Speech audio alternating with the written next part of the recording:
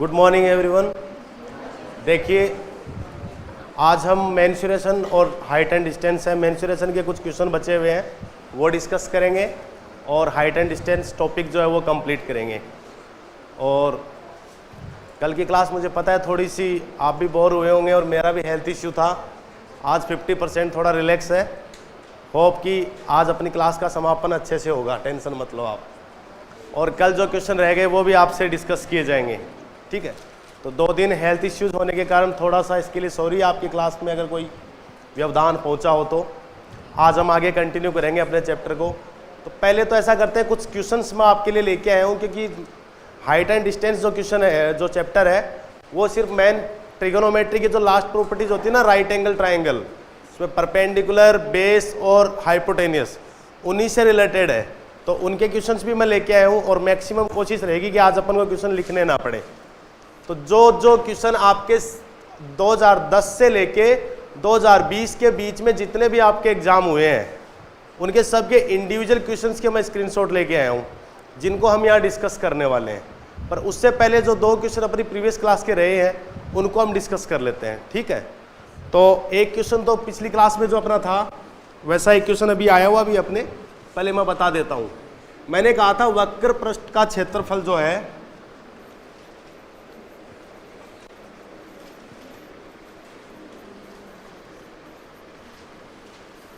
आपको दे रखा था 800 सेंटीमीटर स्क्वायर, याद आ रहा होगा, है ना। और उसके ऊपर धागे से पूरे कर्व्ड सरफेस एरिया को कवर किया जाता है। और उस धागे का व्यास कितना था, डायमीटर कितना था, ये पूछा था। और आपको ये पूछा था कि उस धागे की लंबाई कितनी होगी। तो मैंने आपको इसका डायग्राम बताया भी था।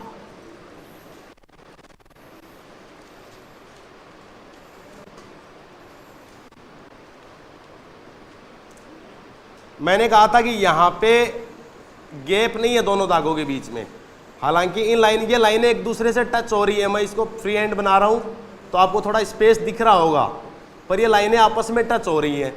और ये जो लाइन है, मतलब ये जो तार है, इसका डायमीटर कितना है, 6.25। इसको आप ऐसे भी लिख सकते हो क्या, 6.25 गुणा 10 की पावर -1। अब आप ही देखिए, जितना जितना तार मोटा है उसके ऊपर आप लपेटते जाएंगे ना, उतनी इसकी ऊंचाई कवर होती जाएगी। सिंपल सी बात है, आप खुद ही देख लीजिए। एक तार को आप गोल बोतल के चारों ओर लपेटते हुए जाइए, तो वो बोतल जो है ना, उस पर एक बार जब आप लपेटोगे तो उसकी कितनी दूरी तय होगी, जितना वो तार मोटा होगा। सिंपल सी बात है, तार मोटा होगा मतलब उसका व्यास कितना दे रखा है आपको, 6.25 गुणा 10 की पावर -1। अब आपको पता है कि प्रत्येक बार में वो कितनी दूरी तय करने वाला है। पहले तो आपने पिछली बार एक चीज निकाली थी, टोटल राउंड्स कितने लगेंगे।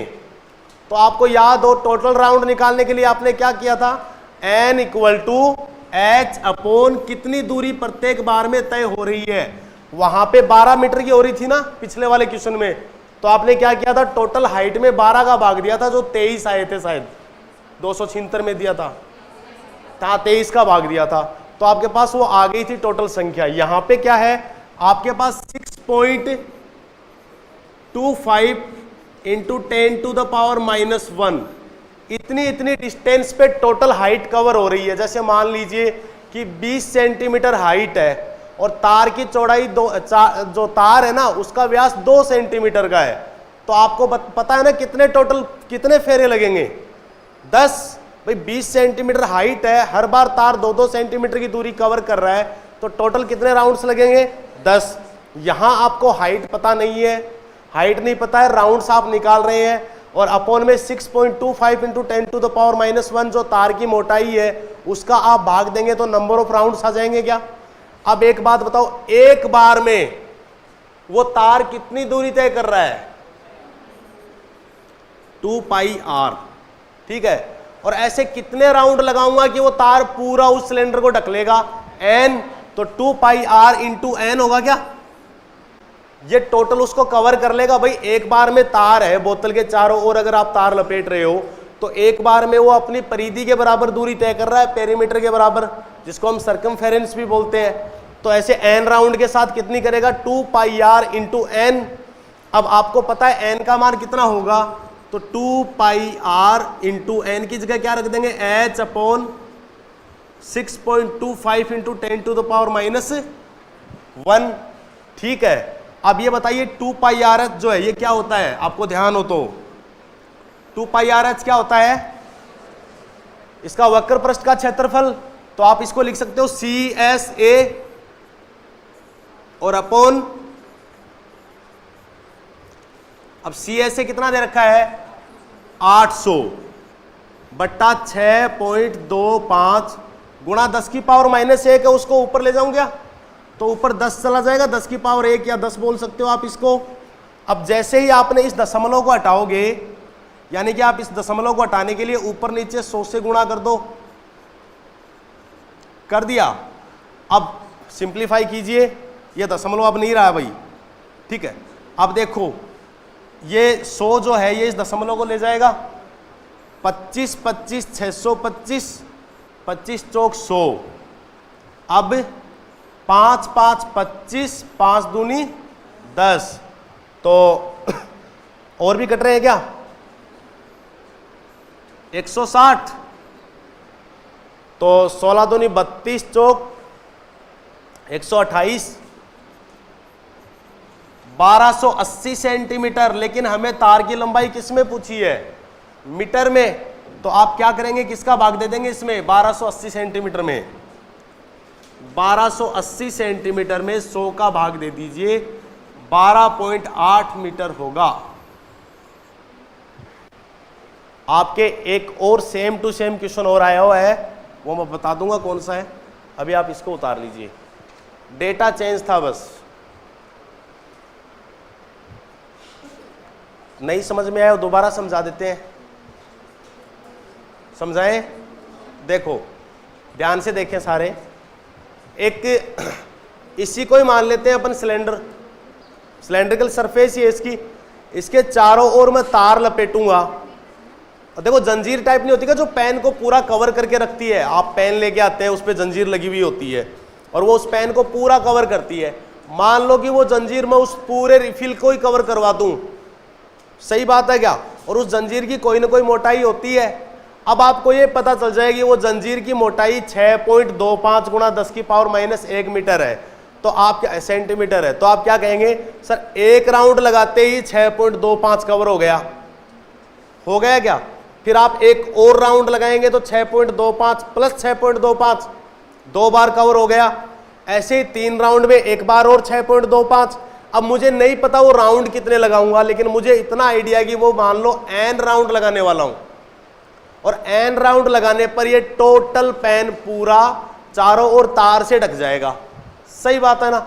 अब n राउंड, अब ये बताओ इसकी टोटल हाइट कितनी है, वो आपको दे रखी है h, पिछले वाले में दी थी, यहां दी नहीं, तो आप टोटल हाइट को क्या मानेंगे, h मानेंगे।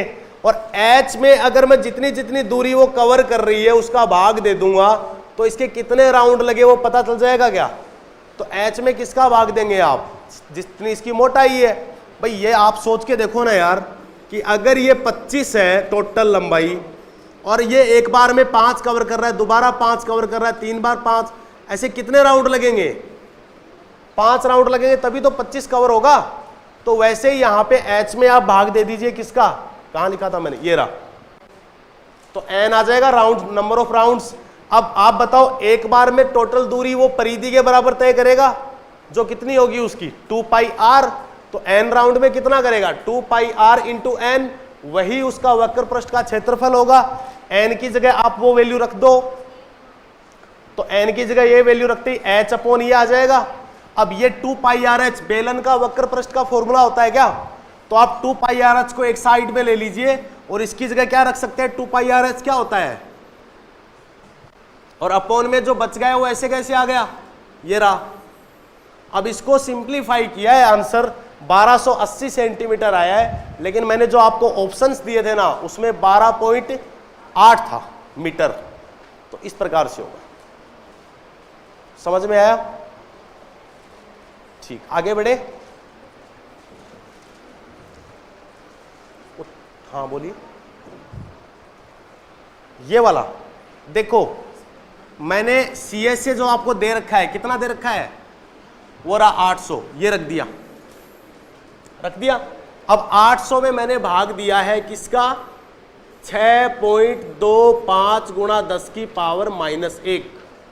अब ये 10 की पावर -1 को ऊपर भेजूंगा तो काय का जाएगा। अब इस दशमलव को हटाने के लिए मैंने ऊपर नीचे 100 से गुणा कर दिया क्या, अरे 6.25 को 100 से गुणा करोगे तभी तो 625 बनेगा वो।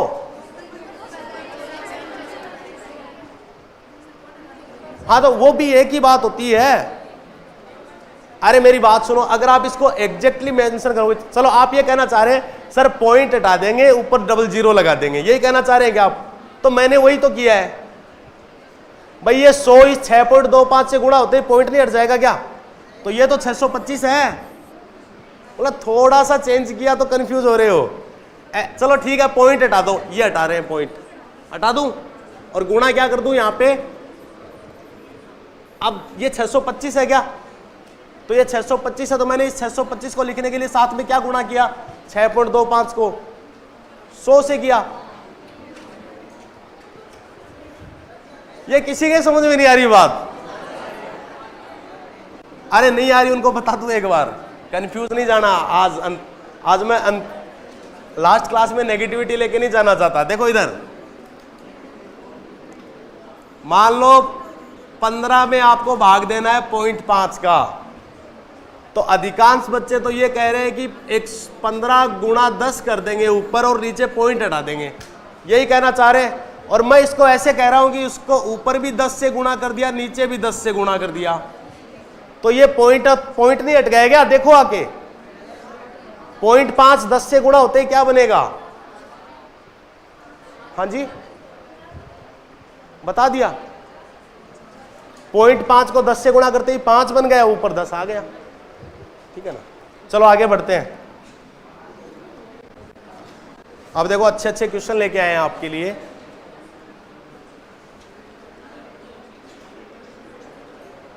ये क्या आ गया,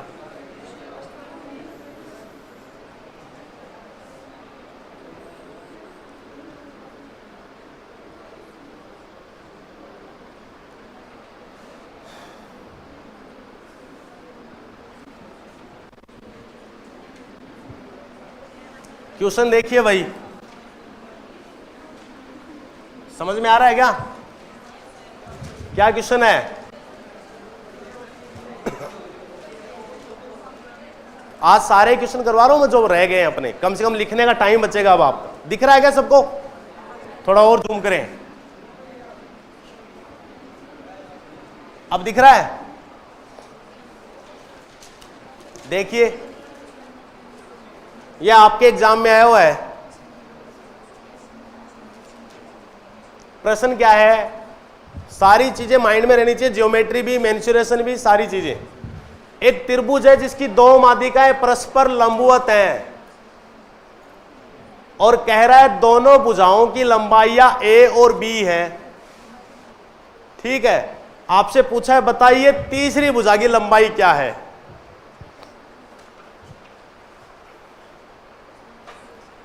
डायग्राम बना के हेल्प करूं,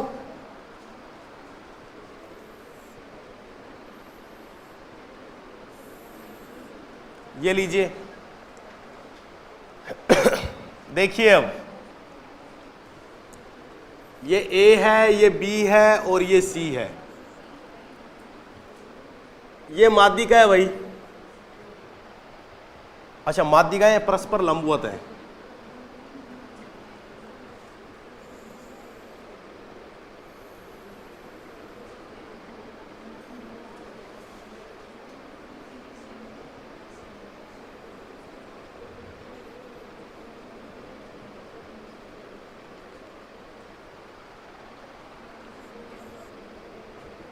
ये कह रहा है ये अगर A है, ये अगर B है, तो तीसरी भुजा दे नहीं रखी, लेकिन पूछ रहा है कि तीसरी भुजा मान लो, क्या मान लेते हैं अपन, C, और वो C का मान पूछना चाह रहा है A और B की फॉर्म में।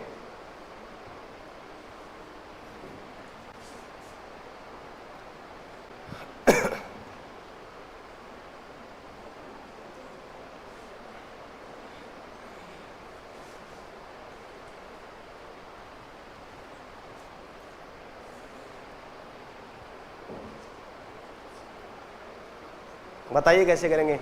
एक प्रॉपर्टी बताई थी, याद करो, जब मैंने त्रिभुज में ना केंद्रक के बारे में अपन ने बात की थी तो मैंने एक प्रॉपर्टी बताई थी कि अगर AG बराबर BC है तो ये समकोण होगा, ये प्रूव करके बताया था। किसी को ध्यान आ रहा है? करवाया था ना। मैंने बोला केंद्रक में एक ही प्रॉपर्टी होती है, और वो कैसे? मैंने बोला अगर ये भुजा इस पूरी भुजा के बराबर हो तो ये बनने वाला कोण 90 डिग्री होगा। केंद्रक में मैंने बोला था कोण से रिलेटेड एक ही प्रॉपर्टी है जो सबसे महत्वपूर्ण है। अगर नहीं याद है तो पन्ने पलट लो, अभी दिखा देता हूं मैं, किसी भी रजिस्टर को चेक कर सकते हो आप, जहां केंद्रक के बारे में पढ़ाया है। केंद्रक निकालिए एक बार आप।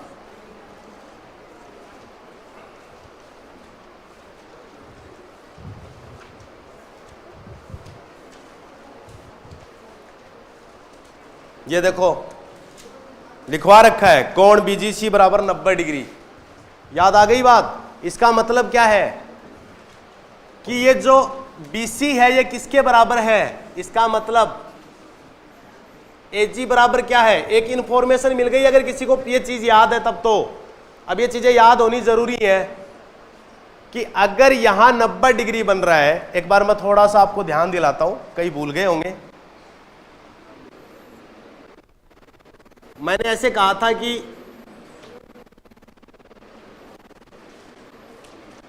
बातें मत करो, ABC ये D है, और मैंने ये कहा था कि अगर ये AG बराबर BC है, AG बराबर क्या है?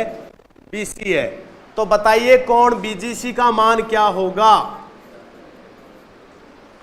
जब G क्या है? केंद्रक है। ध्यान से देख लें अब एक बार, अगर किसी ने वो क्लास अटेंड नहीं की हो तो अब समझ लें ध्यान से। मैं एक बात बता देता हूं आपको इसमें कि ये AG बराबर क्या है? BC, मतलब ये भुजा और ये लंबाई ये दोनों आपस में बराबर हैं।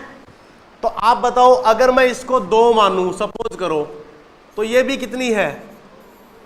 2 है। और केंद्रक माध्यिका को किस अनुपात में बांटता है? 2:1 में।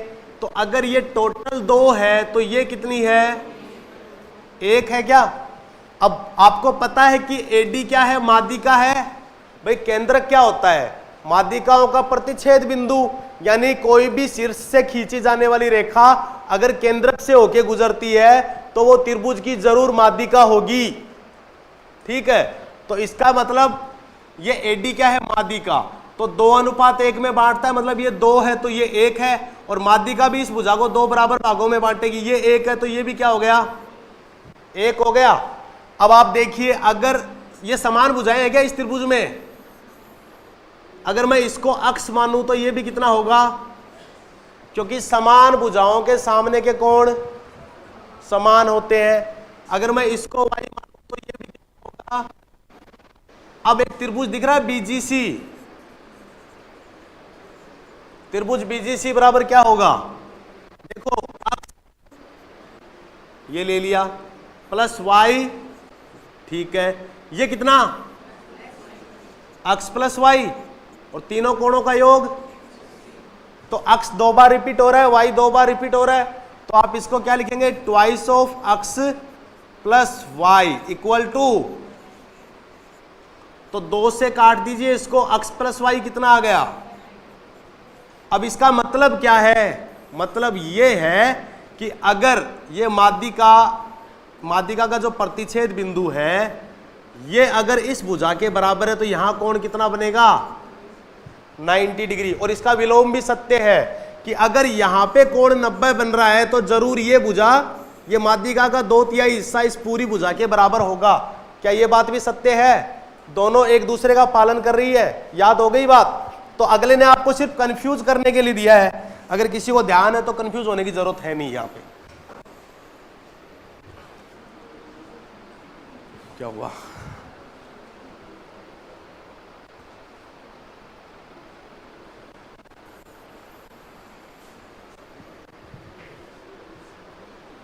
अब पिछली स्लाइड में आइए आप, देखो ध्यान से। इसका मतलब AG बराबर क्या आ गया? BC आ गया। अब एक बात बताओ, AG जो है वो AD का 2/3 हिस्सा होती है या नहीं होती है?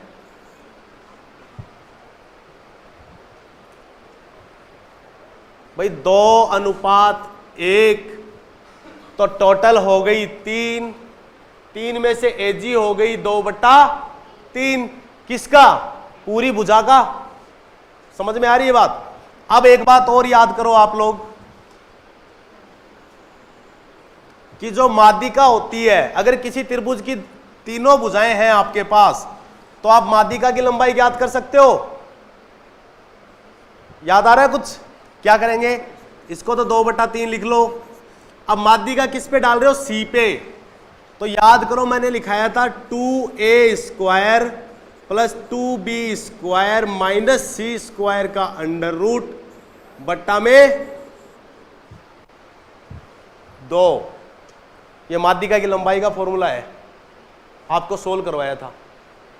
कुछ याद आ रहा है? मैंने सिर्फ AD की जगह ये वैल्यू रिप्लेस की है और कुछ नहीं किया है। ये एग्जाम में आए हुए क्वेश्चन है, आप ऐसे भी नजरअंदाज नहीं कर सकते कि मैं एवं ही करवा रहा हूं। अब इधर AG का मान कितना है? BC के बराबर है, देखो लिखा है मैंने, और BC को आपने क्या माना है? C। तो मैं AG की जगह क्या रख सकता हूं? C। इस 2 को इस 2 से काट सकता हूं क्या? काट सकता हूं। इस 3 को इधर भेज दो। 3C equal to twice of A² plus twice of B² minus C² का अंडर रूट। दिख नहीं रहा है क्या? दोनों तरफ वर्गमूल करो, वर्ग करो। ये कितना आया? 9C² बराबर, ये अंडर रूट हट गया, और माइनस C² को इधर ले आओ। 10C² equal to twice of A² plus twice of B²। क्या 2 कॉमन लेके दोनों तरफ कट जाएगा? तो क्या बचेगा? Conclusion 5C² equal to A² plus B²। तो C² बराबर क्या आएगा? A² प्लस B² बट्टा 5, और C बराबर क्या आएगा? A² प्लस B² बट्टा 5 का वर्गमूल। ये आपको तीसरी भुजा निकालनी थी।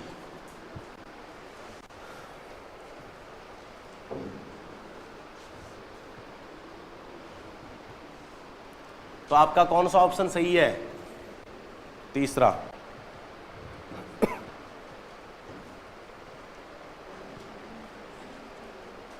इस प्रॉपर्टी को डायरेक्ट याद रख लेना, क्योंकि कई अच्छे अच्छे महत्वपूर्ण प्रश्न है जो आपके सबसे ज्यादा रिपीट किए जाते हैं।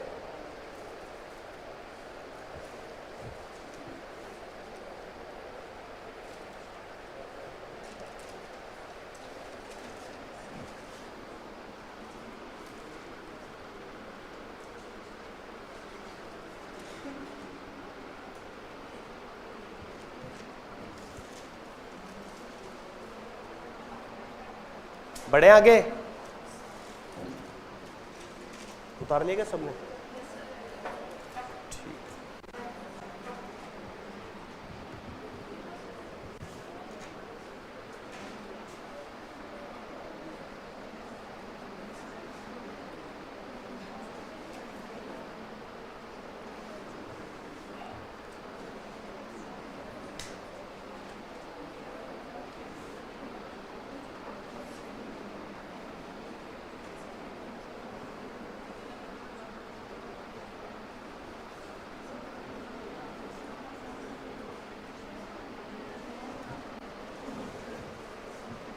अगला प्रश्न आपके सामने है।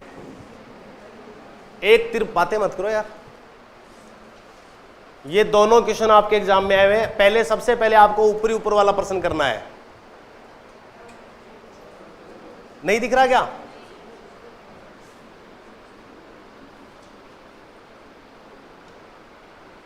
एक सेकंड,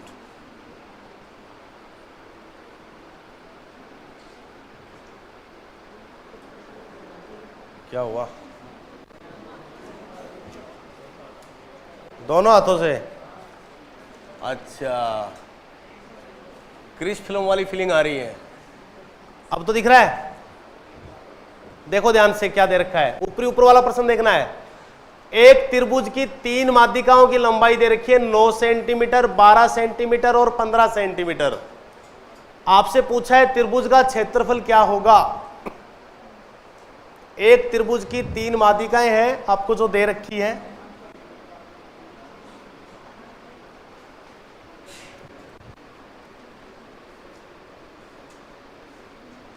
ये लो भाई, अब ढंग से विजिबल है।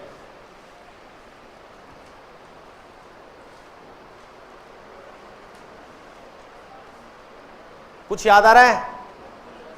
पहले माध्यिकाओं से बने त्रिभुज का क्षेत्रफल निकाल के उसको 4/3 से गुणा करेंगे। Very good. तो कैसे करेंगे देखना, आपको एक चीज दिख रहा है, ट्रिपलेट बन रही है 9, 12 और 15। ट्रिपलेट क्या होती है? दो भुजाओं का स्क्वायर अगर तीसरी भुजा के स्क्वायर के बराबर है योग, तो आप डायरेक्ट 1/2 गुणा आधार गुणा ऊंचाई लगा लो। और अगर किसी को फिर भी कंफ्यूजन है तो हीरो का सूत्र तो आता है, तो उससे लगा लो। पहले एस निकाल लेना, 9 और 12 21 और 15 36, 36 का आधा होता है 18, तो 18 गुणा 18 माइनस 9 गुणा 18 माइनस 12 गुणा 18 माइनस 15 का वर्गमूल, वो किसका क्षेत्रफल आएगा? त्रिभुज का क्षेत्रफल। और वो निकाल के उसको किससे गुणा करेंगे आप? 4/3 से। लेकिन एक बात बताओ, आपको ट्रिपलेट के बारे में बता रखा है कि 3, 4 और 5 ट्रिपलेट होती है, तो इसका दुगुना क्या होता है? इस ऊपर वाली को 2 से गुणा करो, 6, 8, 10 होता है ना। और इसका 3 गुणा क्या होता है? 9, 12, 15। देखो क्वेश्चन में यही दे रखी है। क्या आपसे कितने गुणा करते जाओ, ये पाइथागोरस को तो फॉलो करेगा ही। ठीक है, तो 9, 12, 15, इसका मतलब सबसे बड़ी भुजा कौन सी होती है? कर्ण होती है ना। तो आपको पता है कि 9 और 12 क्या है? आधार और लंब।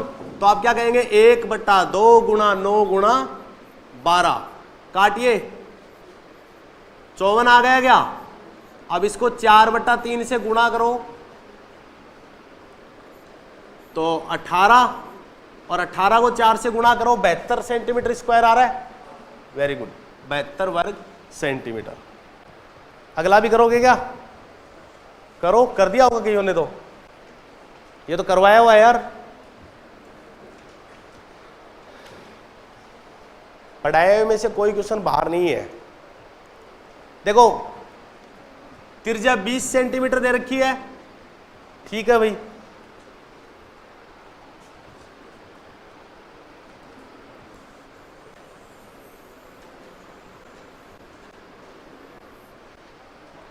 सॉरी, दोबारा ले लेते हैं, क्यों टेंशन ले रहे हो? यही तो था।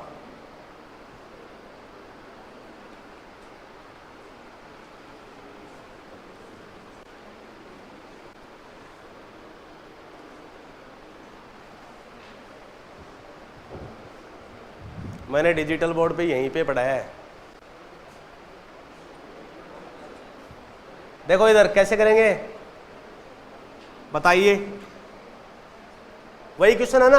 हाँ ठीक है। 20 सेंटीमीटर आपको त्रिज्या दे रखी है, तो पहले तो एक वर्त बना लो।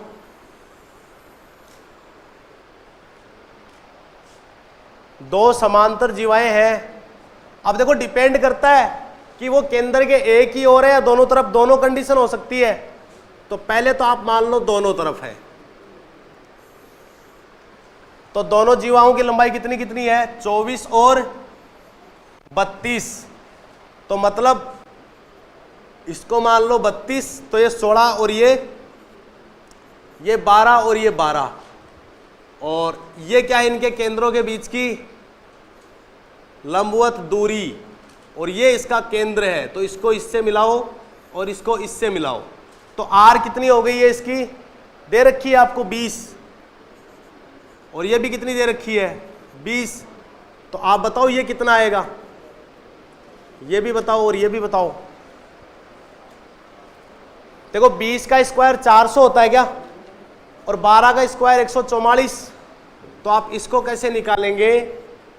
20 का स्क्वायर माइनस 12 का स्क्वायर का अंडर रूट, जो कितना होगा? 400 माइनस 144 का अंडर रूट, कितना बचेगा? 256, जो कितना आएगा? 16। तो भाई ये मान आ गया है 16, और ये वैल्यू कितनी आएगी?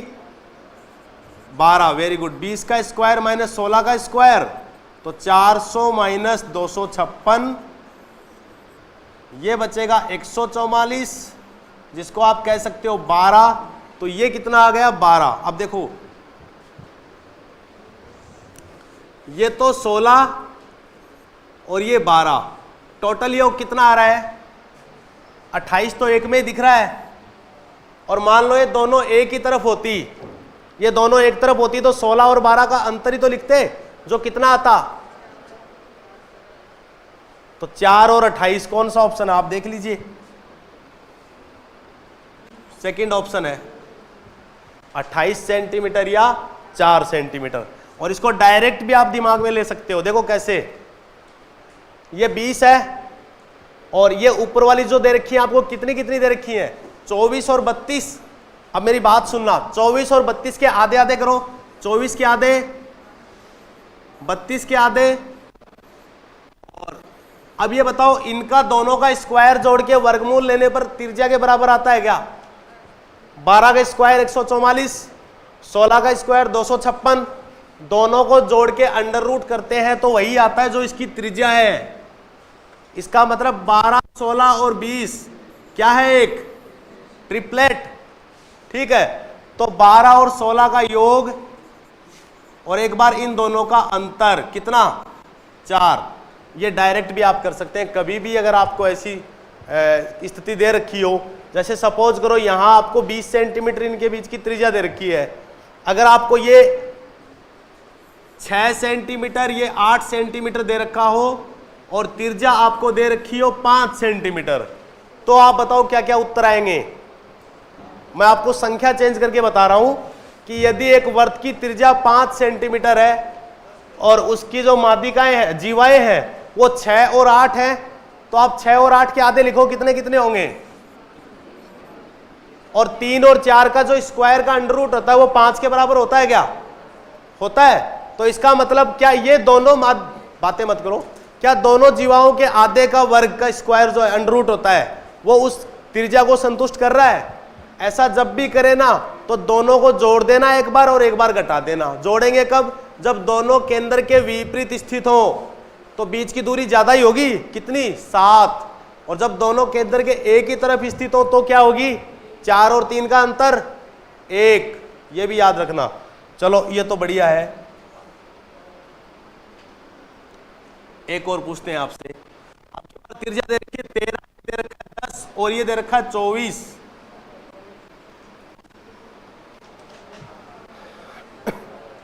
ये 10 है और अब आप आंसर बताओ, थोड़ी प्रैक्टिस करवा रहा हूं आपको।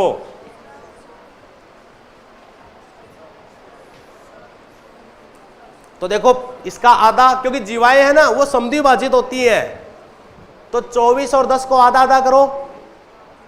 देखो जो कंसेप्चुअल मेथड है वो तो ये है, लेकिन डायरेक्ट अगर आप एग्जाम में करना चाहें, ऐसा आज तक कभी क्वेश्चन गलत नहीं हुआ है, चाहे कोई सा भी एग्जाम क्यों ना करें। देखो 10 और 24 के आधे आधे बताओ, 5 और 12, और त्रिज्या कितनी, तो क्या इन दोनों की यही ट्रिपलेट है क्या, संतुष्ट कर रहा है? मतलब एक बार तो दोनों को ऐड कर दो, कितना 17, एक बार दोनों का डिफरेंस 12 में से 5 गए 7। मतलब अगर दोनों केंद्र के विपरीत हैं तो दोनों के बीच की दूरी 17, और दोनों केंद्र के एक ही तरफ है तो दोनों के बीच की दूरी 7। ऐसे डायरेक्ट कर लेंगे। आई बात समझ में? आगे बढ़ते हैं।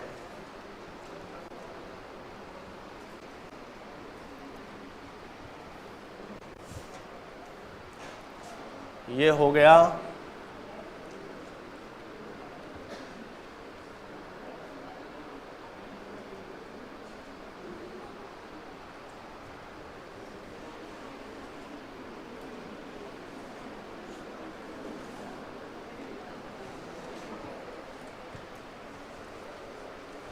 विजिबल है।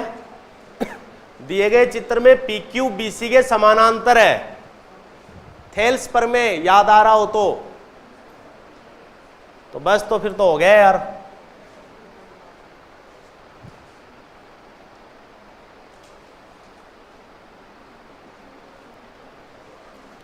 अगर PQ BC के समानांतर है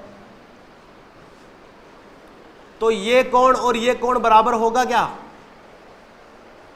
होगा ना, और ये कोण और ये कोण भी बराबर होगा, और ये कोण क्या होगा, उभयनिष्ठ होगा।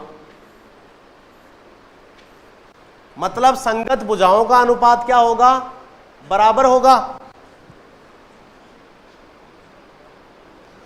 तो AP बट्टा, अच्छा BP दे रखा है, कोई बात नहीं, ये भी एक ही बात है। AP बट्टा BP बराबर AQ बट्टा QC, यानी 5x माइनस 3। अक्स का मान पूछा है, अरे सॉरी मैंने मान ही नहीं रखे ना। हाँ देखो अब इधर AQ बट्टा QC, AP का मान कितना है, BP का मान कितना है 3x माइनस 1, AQ का मान 8x माइनस 7, और ये 5x माइनस 3।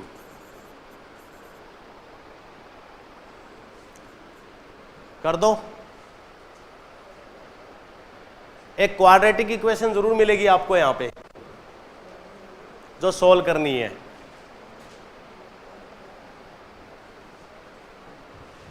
देखो 5 चौक 20x स्क्वायर,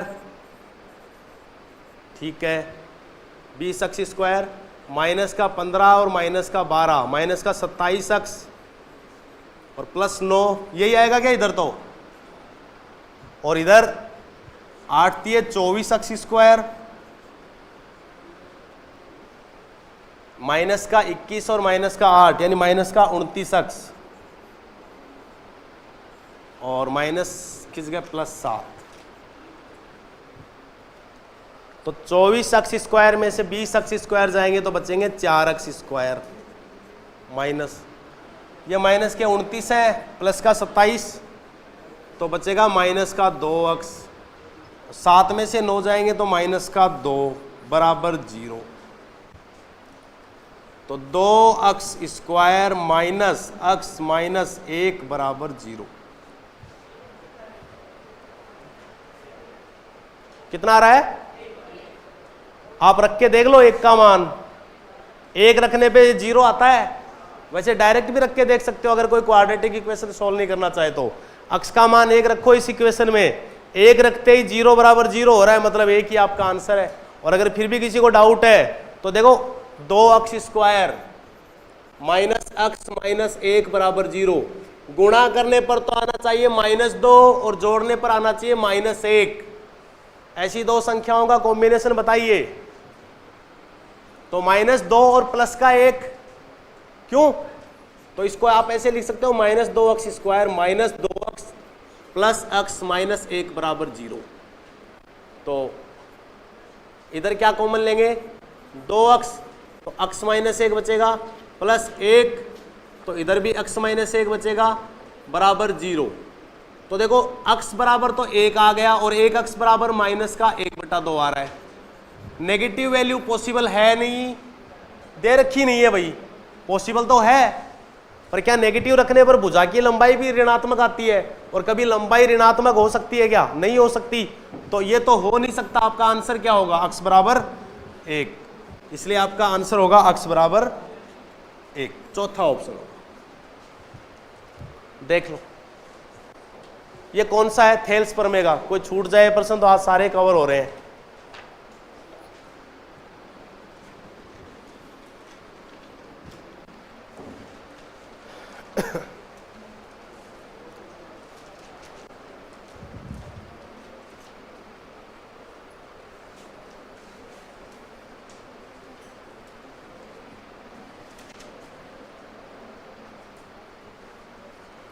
देखो अब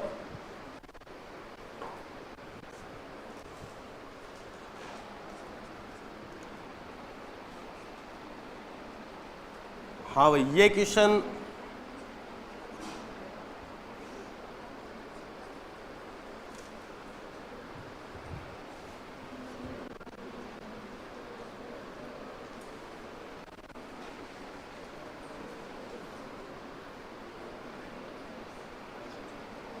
सबसे पहले करना है 12 नंबर क्वेश्चन करना है आपको। ये क्वेश्चन करना है, दिख रहा है क्या, बी लंबाई की भुजा वाले, मैं बता देता हूं आपको बोल के, देखें ध्यान से। एक समबाहु त्रिभुज है,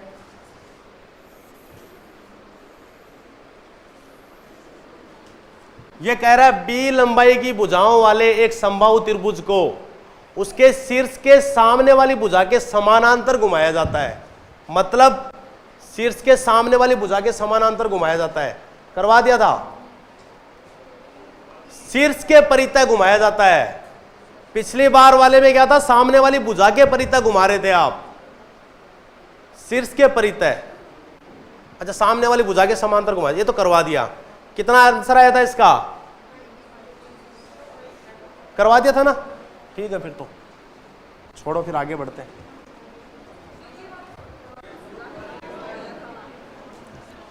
आप ही कह रहे हो यार, मुझे भी याद नहीं रहता। ऊपर वाला करवा दिया था, नीचे वाले पिघलाने वाले कर लेंगे। हाँ, तो फिर ये बताओ कैसे करेंगे? नहीं करवाया तो कर लेते हैं ना।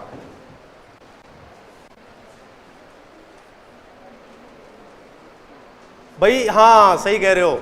उसमें तो क्या था, सामने वाली भुजा पे घुमा रहे थे आप, एक त्रिभुज को, एक भुजा को धागे से बांध के फिर घुमा रहे हो।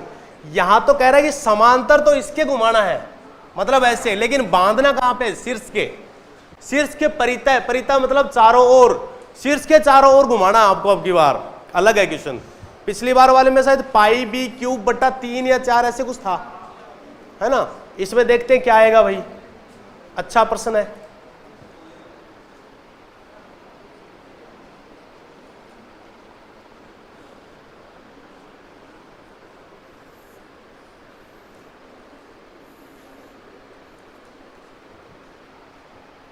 समबाहु त्रिभुज है, मतलब प्रत्येक भुजा कितनी कितनी है? बी लंबाई की। ये रही बी, ये भी बी है और ये भी बी है। तो इसकी ऊंचाई कितनी होगी?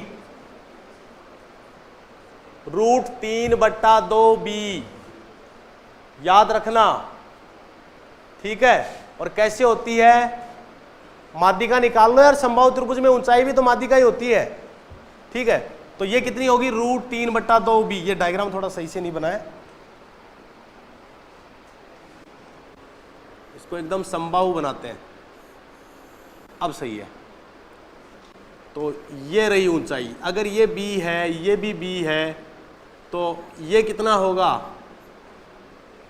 √3/2b। अब की बार आप इसके परितः घुमा रहे हो,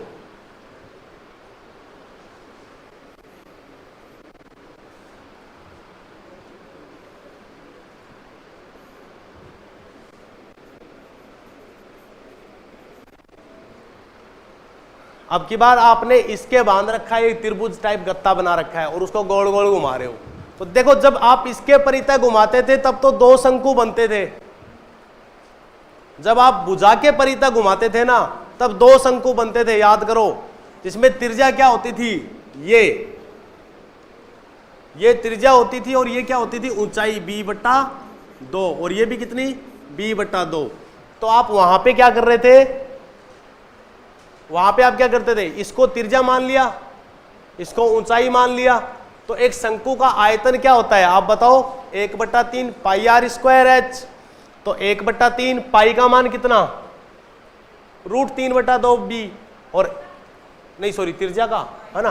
पाई इंटू त्रिज्या का मान कितना? √3/2b। उसका स्क्वायर इंटू h का मान कितना? b/2। और उसको क्या कर देंगे? डबल कर देंगे। यहां क्या करेंगे? यहां सोचने वाली बात है, बहुत अच्छा प्रश्न है। पहले तो वो प्रश्न कर सकते हो सारे, एक बार करवा देता हूं, देखो उसको ध्यान से। हालांकि आपने कर लिया मुझे पता है। उसमें तो वो कह रहा था कि भाई इसके परितः घुमाओ, इसके परितः। ये अगर b है, ये भी b है, तो ये कितना होगा? √3/2b।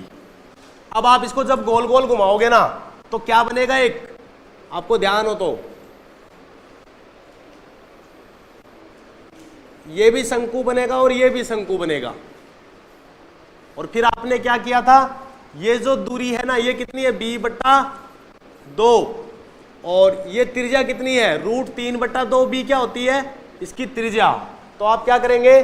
1/3 पाई, त्रिज्या कितनी, √3/2, बातें मत करो, b² इंटू एच का मान कितना है यहाँ पे, b/2, रख दो b/2 गुणा b/2। और ऐसे कितने शंकु बन रहे हैं, 2, तो आप किससे गुणा करोगे, 2 से, ये कट गया, तो 1/3 पाई √3 का स्क्वायर 3b³/4, 3 से 3 कट गया, आंसर कितना आया था, πb³/4। जब आपने उसको किसके परितः घुमाया, उसकी एक भुजा के परितः। इस प्रश्न में देखो, ये प्रश्न 2 बार आया हुआ है, जो पिछली बार मैंने लिखाया आपको, ये 2 बार आया हुआ है। तो ये क्वेश्चन आपको पूछ सकता है, बताओ इस बार किसके परितः घुमा रहा है, इस बार कह रहा है भुजा के परितः नहीं घुमा रहा। पहले तो क्या किया, एक धागे से पहले एक भुजा को बांध दिया और फिर गोल गोल घुमा रहा था, अब की बार एक शीर्ष को बांध दिया है, अब इसको गोल गोल घुमा रहा है। अब कैसी आकृति बनेगी बताइए। देखो एक सबसे बढ़िया तरीका बताता हूं, इससे आप आकृति आइडेंटिफाई नहीं कर पा रहे हो तो एक काम कर लो, सपोज करो, इमेजिन कि अगर ये यहां से काटा हुआ होता ही नहीं, प्लीज बातें मत करो यार, मेरी बात सुनो, अगर ये काटा हुआ नहीं होता तो क्या एक राइट एंगल क्या बोलते हैं, रेक्टेंगुलर शीट होती, क्या आयताकार पट्टी होती है। और आप ही बताओ, आयताकार पट्टी को जब गोल गोल घुमाते हो तो कौन सी संरचना बनती है, बेलन। और बेलन का आयतन क्या होता है, πr²h। तो पाई कितना, पाई तो पाई लिख लो, आर कितना है, वही √3/2, बातें मत करो, b का स्क्वायर, और h कितना, यहां से यहां तक कितना होगा टोटल, b तो होगा, तो आप इसको बोलोगे पाई और ये 3b² गुणा b/4। तो आप इसको क्या लिखेंगे, 3πb³/4। ये तो बेलन का। अब एक चीज और नोटिस करना, मैंने जो अपन को दे नहीं रखा है, मान लो ये काट दिया,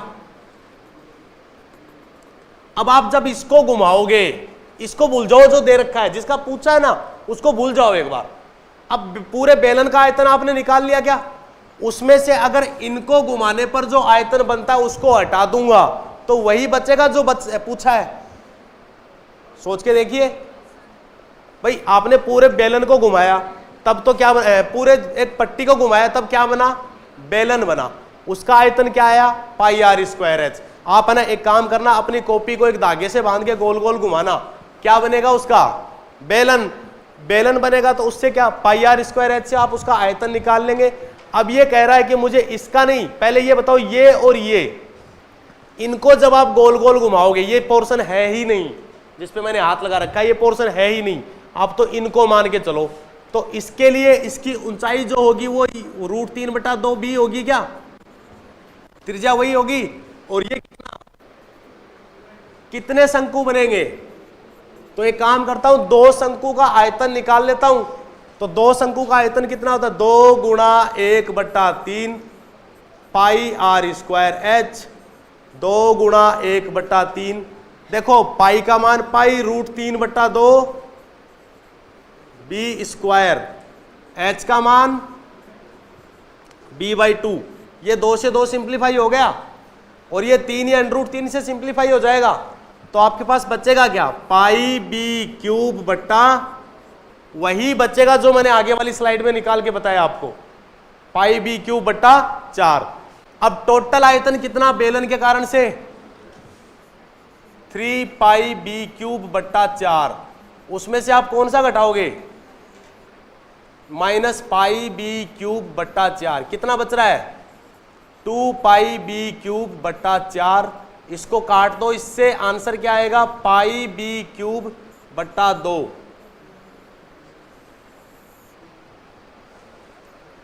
यहां से हमने स्टार्ट किया है, ये तो शंकु के लिए निकाला है, ये बेलन के लिए निकाला है, और यहां मैंने क्या किया है, बेलन माइनस शंकु।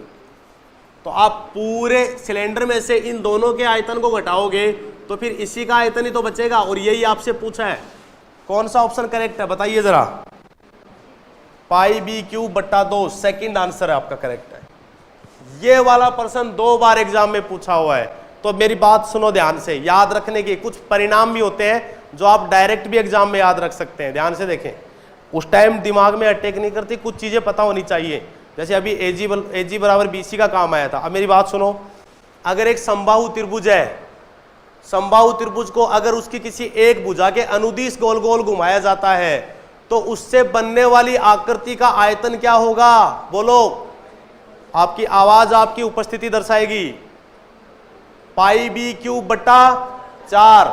लेकिन अगर उसको किसी शीर्ष के अनुदिश सामने वाली भुजा के समांतर घुमाया जाता है तो फिर उसका आयतन क्या होगा?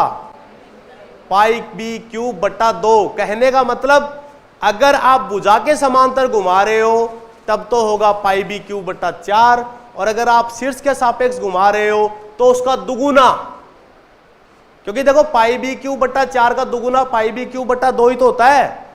तो ये बात दिमाग में रखना, शीर्ष के सापेक्ष जो घूमेगा ना, जो आयतन आएगा वो डबल होगा बजाय भुजा के सापेक्ष वाले आयतन के। याद रह जाएगी बात? ठीक है, ये करवा ही दिया। ये करेंगे क्या? कर लो यार, करवा दिया, क्या बात है, चलो बढ़िया। उतार रहे हो क्या? हाँ बिल्कुल उतारिए।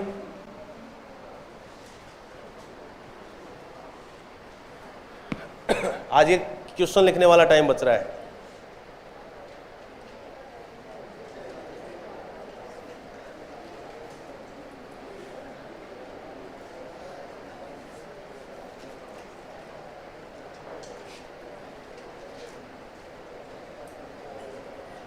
आपकी एक सीट तैयार हो गई है ज्योमेट्री वाली, और मेंसुरेशन वाली आज हो रही है, आज शाम तक हो जाएगी। बस एक बार प्रूफ रीडिंग करनी है, कहीं ऐसा ना हो कुछ गलत टाइप होने के चक्कर में हम खुद पे शक कर बैठते हैं कि मैंने सही से पढ़ा नहीं, उत्तर गलत कैसे आ रहा है, जबकि वो टाइपिंग मिस्टेक होती है। तो एक बार प्रूफ रीडिंग हो जाएगी उसकी। अब तो बढ़ जाए आगे, ठीक है। ये हो गया, ये हो गया।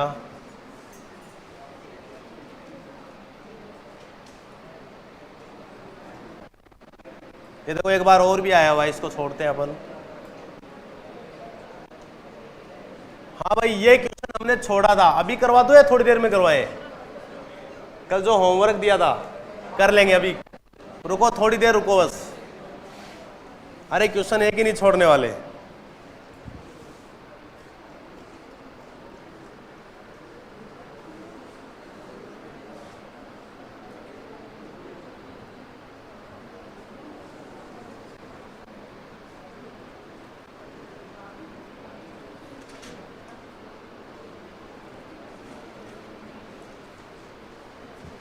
ये थोड़ी करवा दिया, नहीं, वो तो वर्त के अंदर वर्त वाला करवाया था यार। इसमें तो वर्ग है, कल तो वर्त के अंदर एक वर्त बना रखा था ना, वो करवाया था शायद। पॉसिबिलिटीज सारी हो सकती हैं।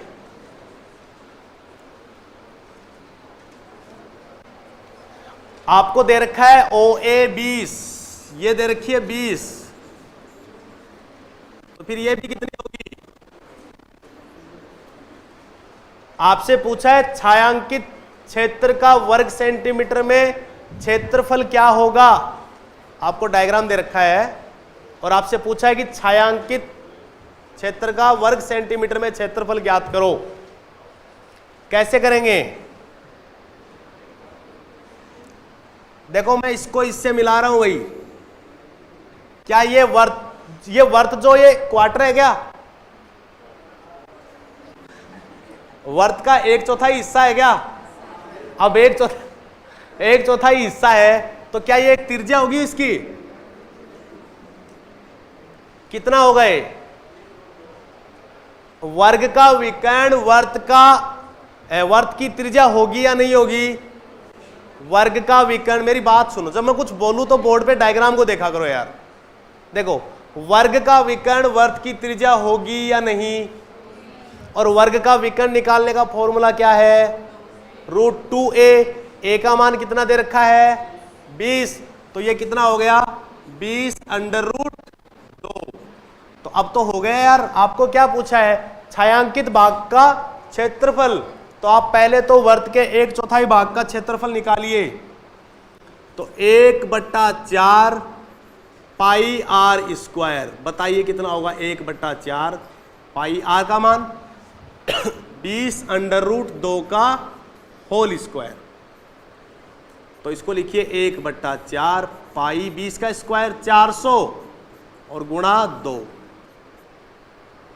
तो ये आ गया 100, आंसर आ गया, ये आ गया 200 पाई। ठीक है भाई।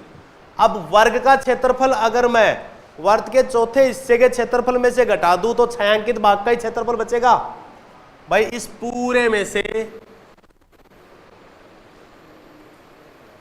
अगर मैं ये पोर्शन हटा दूं तो छायांकित भाग जो ये वाला है इसी का ही तो क्षेत्रफल बचेगा, तो घटाइए। वर्ग का क्षेत्रफल क्या आएगा, वर्ग की भुजा कितनी दे रखी है, तो वर्ग का क्षेत्रफल बराबर 20 का स्क्वायर यानी 400। अब आपको छायांकित भाग का क्षेत्रफल ज्ञात करना है, तो छायांकित भाग का क्षेत्रफल बराबर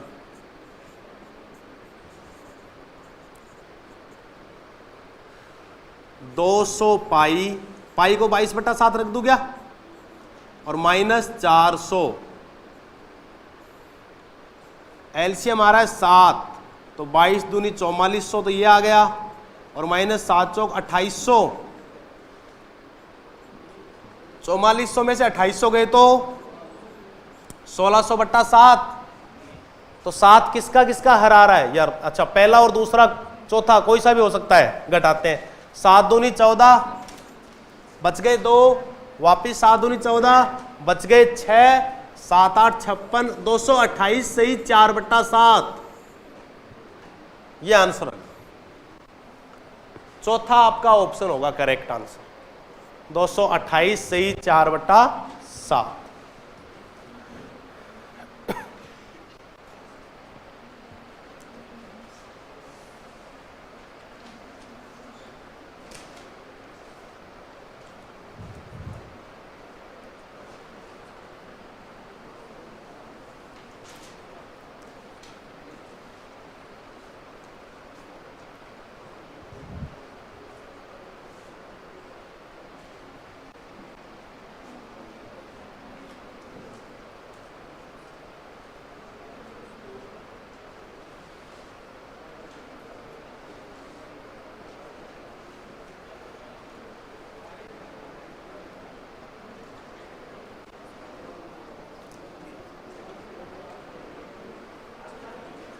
बढ़े आगे, बातें मत करो यार, जो करना है वो आज की क्लास में करना है,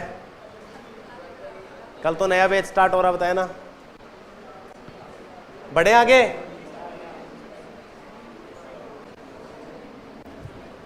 अगला खूबसूरत प्रश्न आ रहा है, देखना, ये हो गया है, ये हो गया।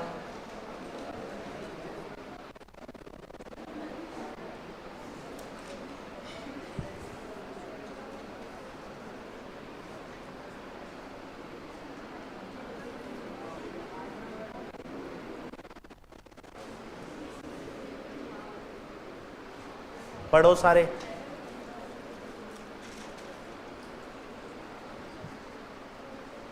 अब तो मुझे नहीं दिख रहा। 2 वर्त जिनकी त्रिज्याएं क्रमशः 2 सेंटीमीटर व 3 सेंटीमीटर हैं। 2 वर्त हैं जिनकी त्रिज्याएं क्रमशः 2 सेंटीमीटर व 3 सेंटीमीटर है, एक दूसरे को अंतः स्पर्श करते हैं, तो आंतरिक वर्त से बाहर बाह्य वर्त की जीवा की अधिकतम लंबाई क्या होगी।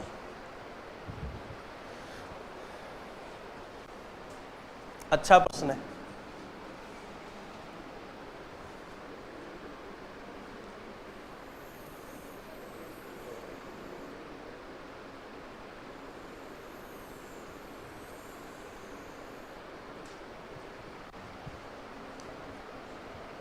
एक की रेडियस 2 सेंटीमीटर है और एक की रेडियस 3 सेंटीमीटर है, ठीक है। अब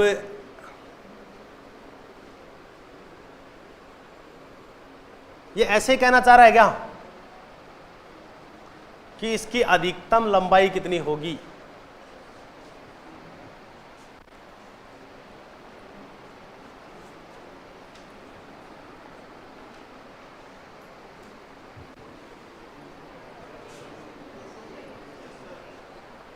सही बात है। अब बताओ कैसे करेंगे इसको?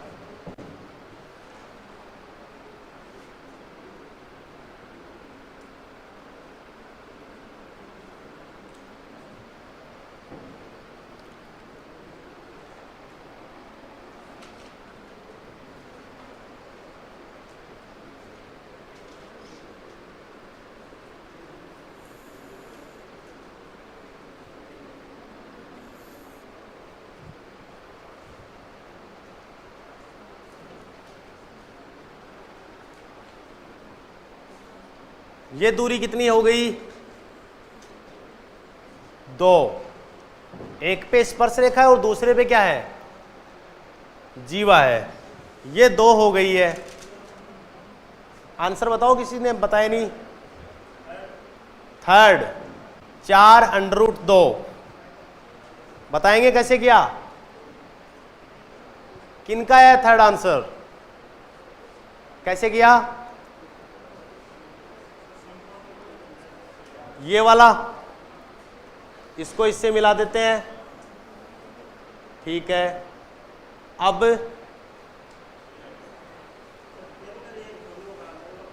के अंदर एक नहीं होगा, अलग अलग होंगे। हाँ, डायग्राम थोड़ा सही से बना लेना भाई। चलो डायग्राम दोबारा बना देता हूं मैं।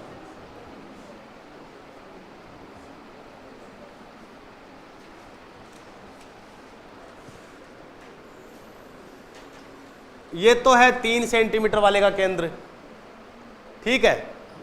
और एक और वृत्त है, यह है 2 सेंटीमीटर वाले का केंद्र।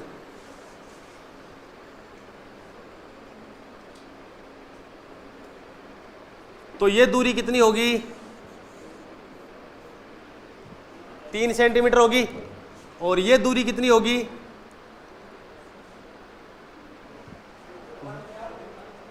इधर वाली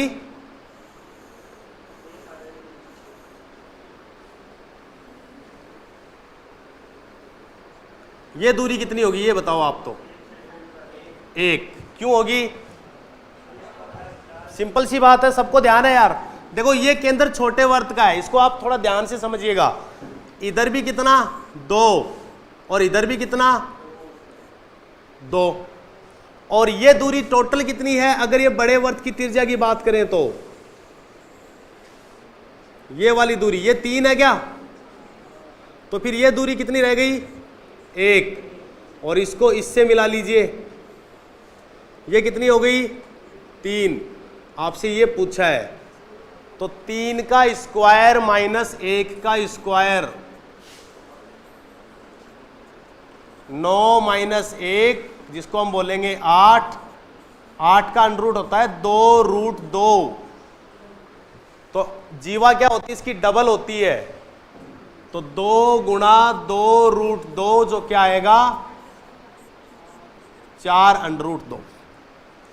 डायग्राम से ढंग से क्लियर हुआ कि नहीं होगा? डायग्राम दोबारा बनाऊं?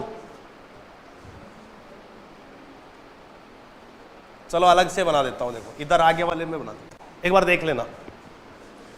ये लो, अरे सॉरी,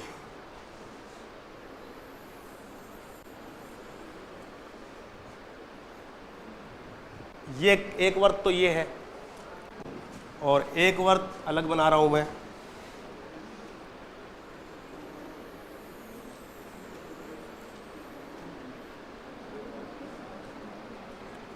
इसका बातें मत करो यार प्लीज। इसका केंद्र मान लो ये, थोड़ा सा हटा दो यहां से। इसका केंद्र कितना? 2। और बड़े वाले का केंद्र कितना? 3। तो आप ही सोचिए कि बड़े वाले का केंद्र इससे एक इधर रहा होगा क्या? बात समझ में आ रही है ना? क्योंकि देखो बड़े वाले का केंद्र 3 दे रखा है आपको, त्रिज्या 3 दे रखी है, तो मतलब यहां से लेके बड़े वाले का केंद्र O और ये O डैश। अब देख लो आप, और इधर लिख रहा हूं मैं A, तो O डैश A तो दे रखी है छोटे वर्त की त्रिज्या, और OA दे रखी है बड़े वर्त की त्रिज्या। सही बात है क्या? अब तो समझ में आ रही है। OA कितनी है? 3। अब मेरे को एक बात और बताओ, मैं इधर और लाइन खींच रहा हूं, इसको नाम दे रहा हूं B, तो आप बताइए जरा O डैश B कितना होगा? क्योंकि छोटे वर्त की त्रिज्या ही तो है O डैश B, और उसमें से आपको O डैश दे रखा है क्या? कितना?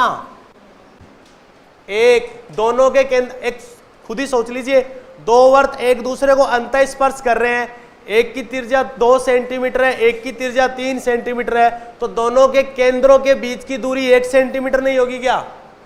ये तो कॉमन सेंस की बात है। तो फिर ये दोनों के बीच की दूरी कितनी हो गई? 1 सेंटीमीटर। और यहां से लेके यहां तक छोटे वर्त की त्रिज्या कितनी होती है? 2। उसमें से ये कितनी हो गई?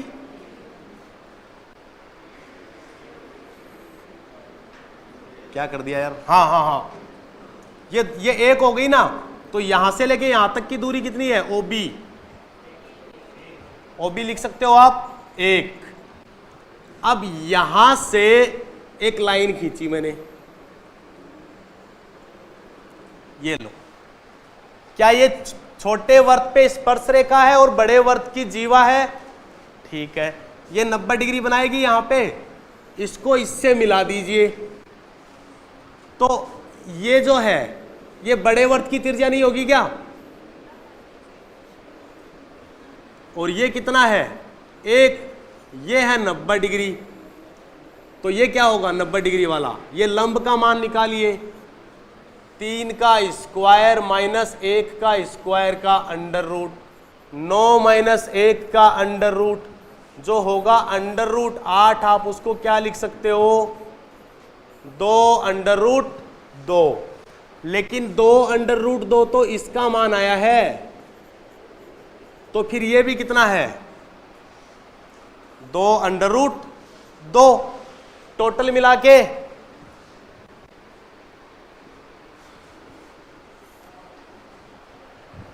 ऐसे। वो डायग्राम थोड़ा छोटा बना था इसलिए थोड़ा क्लियर नहीं हो पाया होगा।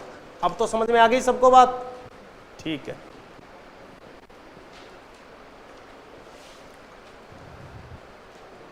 उतार लिया सबने?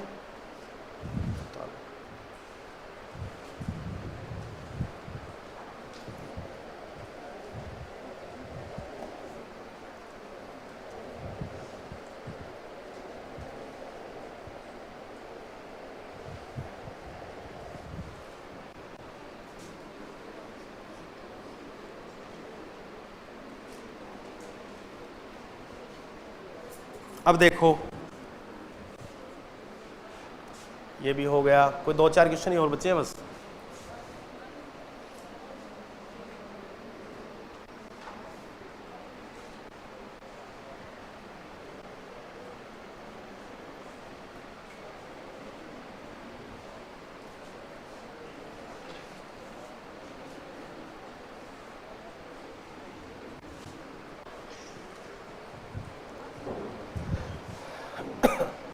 दिए गए चित्र में O वर्त का केंद्र है। यदि जीवा BC को बिंदु P तक बढ़ाया जाता है तो कोण DCP का मान ज्ञात करो। कितना? वेरी गुड, सही है। ये तो करवा दिया भी होगा शायद। देखो एक बात याद रखना, हमेशा एक चक्रीय चतुर्भुज की प्रॉपर्टी होती है, मैं लिखवा देता हूं पहले वो।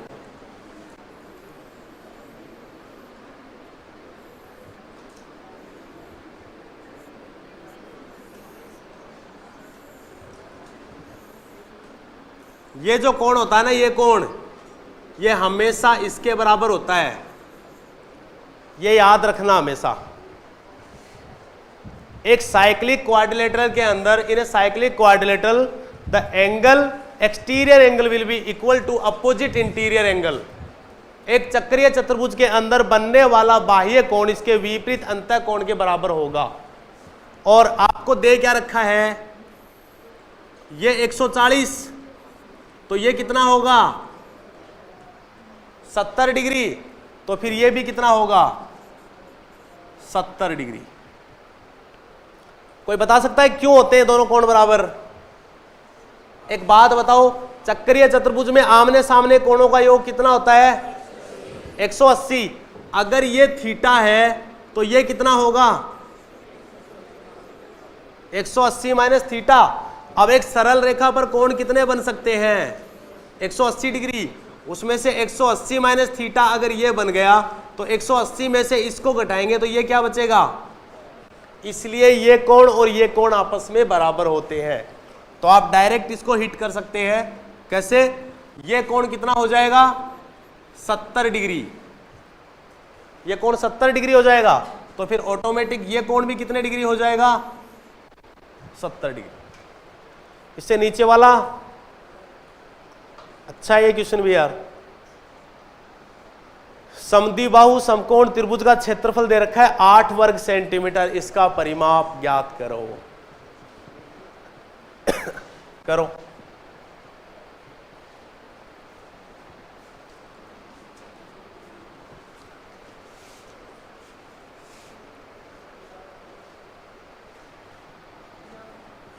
क्या आ रहा है बी सेकंड, देखते हैं।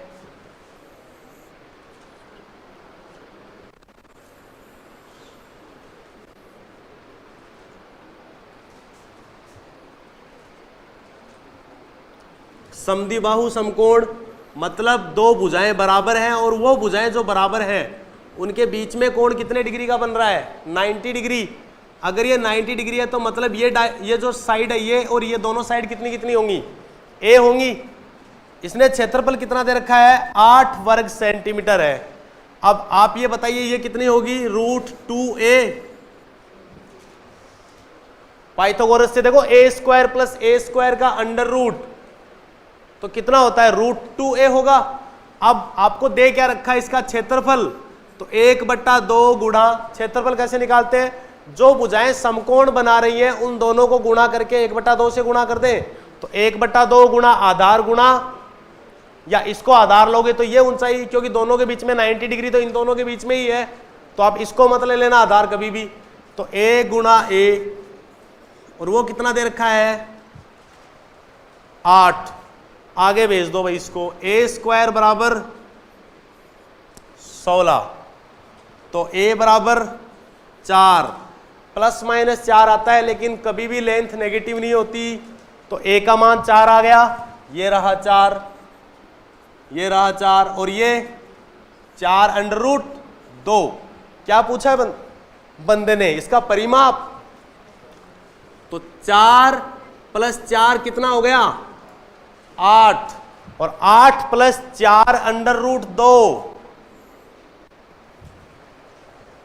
8 + 4 √2, सेकेंड ऑप्शन।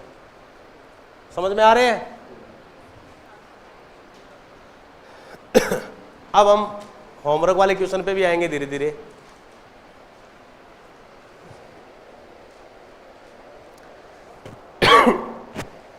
हाँ, एक आपके वो टेट्राहेड्रन कट वाला भी बताया गया था।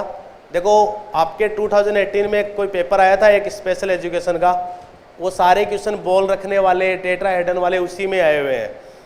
पिछले कई साल के एग्जाम मैंने सारे एग्जाम प्रीवियस ऑब्जर्व किए हैं, जितने अपन जैसे बात करें टीचर वाले, इसके अलावा एसएससी के भी हो गए, सीडीएस के भी हो गए, एफकेट के भी हो गए, उनमें आज तक कभी ऐसा क्वेश्चन पूछा हुआ नहीं है, क्योंकि एक तरह से देखा जाए तो इमेजिनरी बेस्ड है।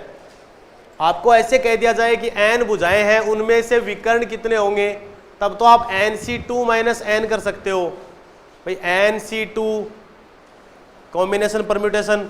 लेकिन यहाँ पे तो क्या है कि आपको सिर्फ इमेजिनेशन करनी है, तो आप इसको थोड़ा सा ऐसे समझ सकते हैं। मैं एक बेसिक आइडिया दे रहा हूँ, कभी पूछेगा नहीं, पूछेगा तो एक क्यूब से बड़ी आकृति को कभी नहीं काटेगा।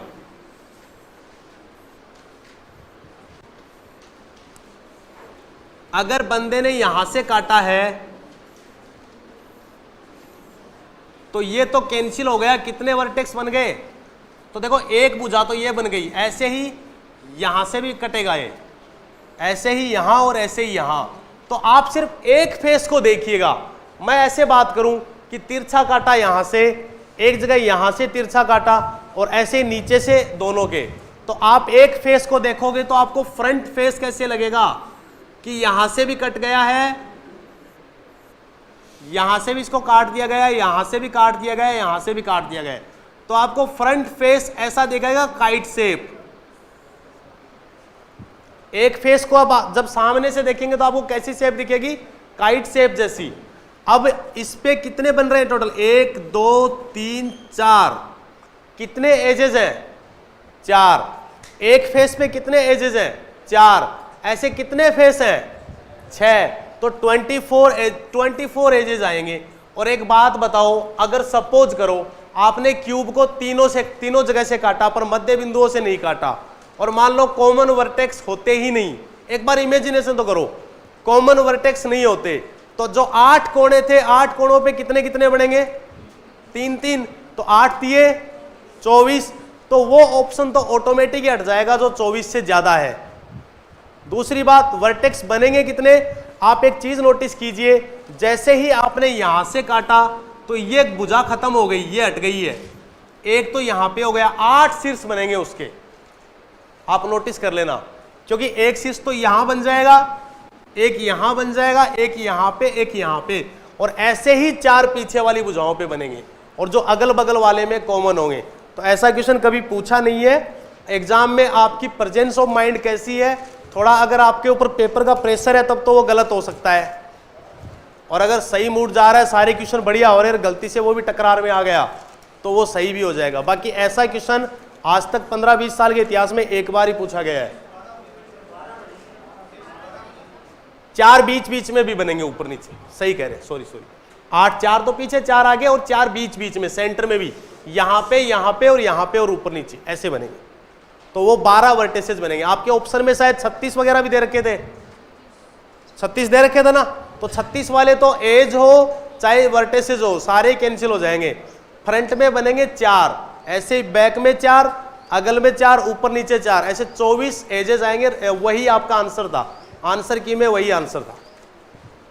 अब एक क्वेश्चन मैंने आपको बॉल से रिलेटेड करवाया था, देखो ये वाला, अभी बता रहा हूं आपको, कल मैंने आपको दिया भी था, करके लाए क्या आंसर आ रहा है? अभी देख लेते हैं, पर उससे पहले एक क्वेश्चन ये करेंगे, थोड़ा आपका कॉन्फिडेंस बढ़ा के बड़े क्वेश्चन से टकराएंगे, सीधा नहीं।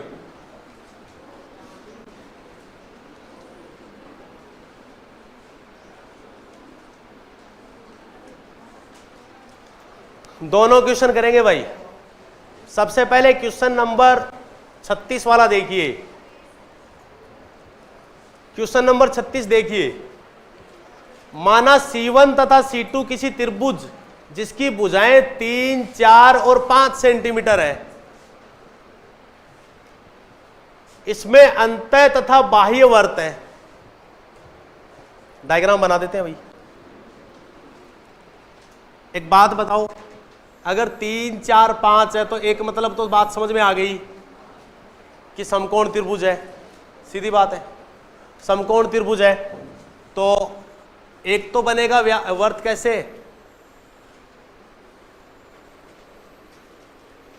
ऐसे, और एक वर्त कैसे बनेगा?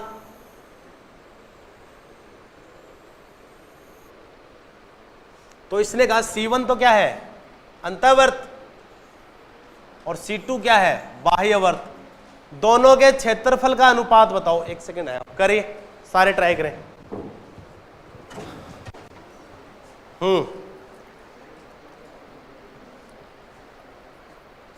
C1 C2 किसी त्रिभुज की भुजाएं, हाँ सॉरी, देखिए ये कितनी होगी?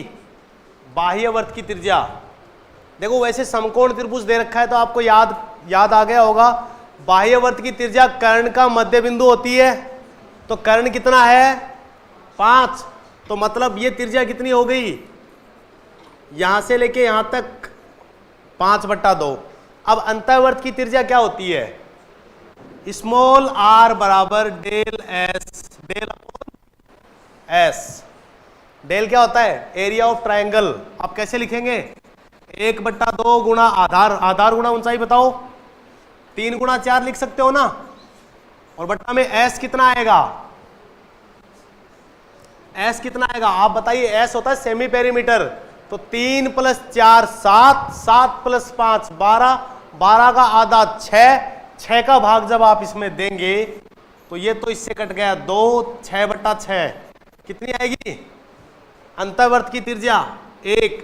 एक और चीज भी याद रख लो भाई, याद करने के लिए ट्रिक है, अंतःवर्त की त्रिज्या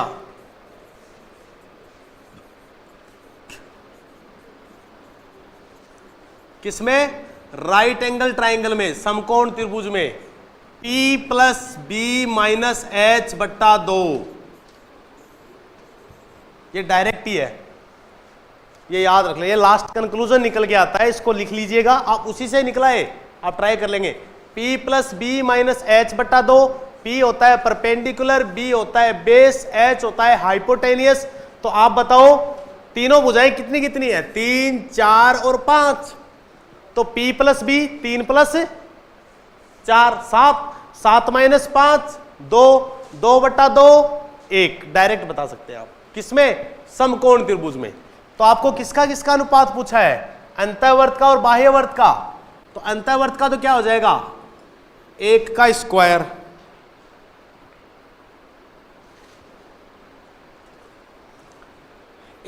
स्क्वायर, बट्टा 5/2 का स्क्वायर, तो 1/25/4। ये 4 ऊपर जाएगा क्या? तो आंसर क्या आएगा? 4/25। कौन सा ऑप्शन है? पहला।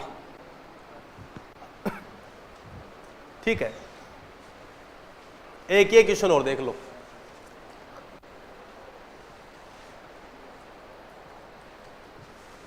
उतार लो।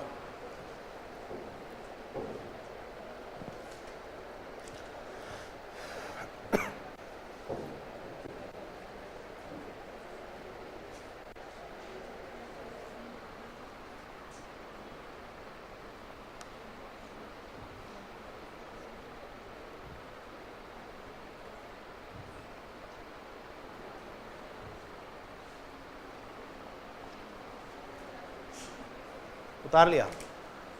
ये लास्ट क्वेश्चन है इसका। एक त्रिभुज के कोणों का अनुपात दे रखा है भाई, 4:1:1। किसी त्रिभुज के तीनों कोणों का अनुपात दे रखा है, और ये पूछा है इसकी सबसे बड़ी भुजा और इसके परिमाप में क्या अनुपात होगा। ये तो एक इत्तेफाक अच्छा बैठ रहा है कि इसमें एक समद्विबाहु त्रिभुज बन रहा है। अगर मान लो तीनों भुजाओं का अनुपात अलग अलग होता तो क्या लगाते? कोसाइन रूल, और वो बहुत कॉम्प्लिकेटेड हो जाता है। कोसाइन रूल ही तो होता है cos A = B² + C² - A²/2BC। Higher maths नहीं आती मेरे को, आगे बढ़े। ये बता दूं दोबारा आगे सोल्व करके। ये तो उतार लिया ना पहले वाले का सॉल्यूशन सभी ने। राकेश कोई तो होगा ही, लो उतार लो भाई, एक बार और उतार लो।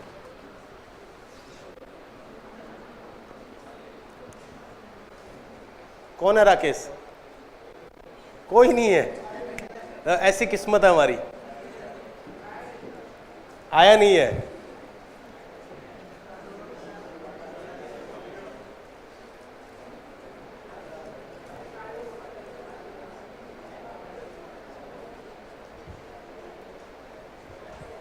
अब ये तो सॉल्यूशन सबने उतार लिया, देखो अब इसी में करवा देते हैं यार।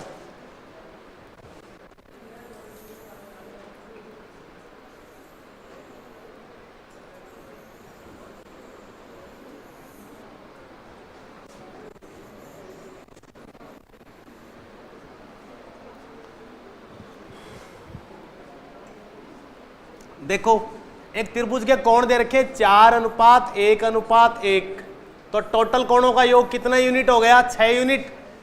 भाई 4 + 1 + 1 6 हो गया। एग्जैक्टली कितना होता है? तो 1 यूनिट का मान 30, मतलब ये कितना और ये भी कितना और ये बच गया ये कितना। तो एक ऐसा त्रिभुज बनाओ जिसमें ये दो कोण तो 30 और 30 हो जाएं, और ये 120 है तो ये कितना हो गया, ये भी 60 और ये भी 60।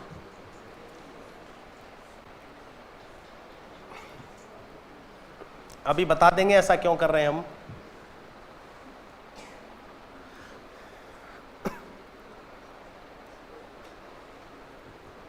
अब राइट एंगल ट्राइंगल में देखो, मैं जिस डायग्राम को बताऊं सिर्फ आप उसी को ही देखिएगा।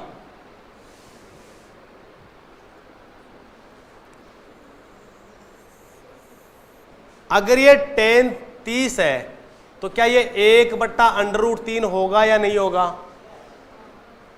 अपन डायरेक्ट कर रहे हैं, अगर ये tan 30 है तो ये 1 होगा और ये √3 होगा, सही बात है ना। और ये कितना हो जाएगा 2। ऐसे ही ये भी tan 30 है तो tan 30 का मान 1/√3 होता है। और वैसे देखा जाए तो ये 30 डिग्री है तो ये भी कितना होगा 30 डिग्री, तो ये भी कितना हो गया 2। ये अगर 1 है तो ये भी कितना √3, और वैसे आप कहें तो tan 30 से ये भी 1/√3 आएगा। तो नीचे वाली भुजा कितनी हो गई 2√3। अब मतलब किसका, बड़ी भुजा। बड़ी भुजा कौन सी होती है, जो 90 डिग्री के सबसे बड़े कोण के सामने होती है। सबसे बड़ा कोण तो यही है 120 डिग्री। त्रिभुज में सबसे बड़े कोण के सामने की भुजा सबसे बड़ी होती है, सबसे छोटे कोण के सामने की भुजा सबसे छोटी होती है। तो ये 2/√3 आ गया। 2 + 2 4, 4 + 2√3। कुछ कॉमन आ रहा है क्या नीचे वाली संख्या में, 2 + √3। तो 2 को 2 से काट दीजिए, आंसर आएगा √3/2 + √3। कौन सा है, थर्ड, बिल्कुल सही। इसके बाद अपन को हाइट एंड डिस्टेंस पढ़ना है, तो जो कल का क्वेश्चन दिया हुआ था वो डिस्कस कर लेते हैं, है ना। 1 घंटा बच रहा है, नहीं तो मैं चाहूंगा मुझे भी फिर निकलना है आज, तो इस चक्कर में। हाँ बताइए क्या, दोबारा बताऊं। देखो इधर ये एक त्रिभुज है, ये तीनों कोणों का अनुपात निकालने का तरीका तो समझ में आ गया क्या। 6 को 180 से कंपेयर किया तो 1 यूनिट का मान 30 आ गया। तो वो जो समान कोण है उनको एक ही आसन भुजा पे रख दिए, जिसपे आसन कोण बन रहे हैं 30 और 30, तो रह गया वो कितना 120। मैंने क्या किया, यहां से परपेंडिकुलर डाला, क्योंकि ये कौन सा ट्रायंगल है, आइसोस्केल्स ट्रायंगल, समद्विबाहु। तो ये परपेंडिकुलर डाला तो ये इसको 60 और 60 दो भागों में बांटेगा। बांटता तो नहीं अगर ये दोनों भुजाएं बराबर नहीं होती तो, लेकिन दोनों भुजाएं बराबर है तो ये सामने वाली भुजा को 2 बराबर भागों में बांटेगा और इस पर एक लंब भी होगा, ठीक है। तो ये हो गया 60। अब ये 60 है, ये 90 है, तो ये कितना, ये 30 दे ही रखा है।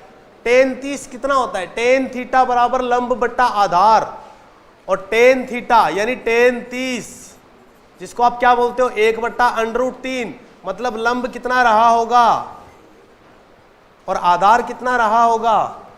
तो फिर कर्ण क्या होता है, लंब स्क्वायर प्लस आधार स्क्वायर का √2, तो फिर ये भी 2, ठीक है। और ये √3 + √3 2√3, तो 2√3 तो ऊपर लिख लो, तीनों का योग 2 + 2 4 + 2√3, इसको लास्ट में फाइनलाइज आप लिखेंगे √3/2 + √3। आई बात समझ में, ठीक है। अंतिम प्रश्न इस चैप्टर का, बाकी फिर आपको सीट मिले उससे आप कर लेना। अब इसमें भाई थोड़ा सा आपको कॉमन सेंस लगाना है, क्योंकि क्वेश्चन एवी नहीं आया हुआ है।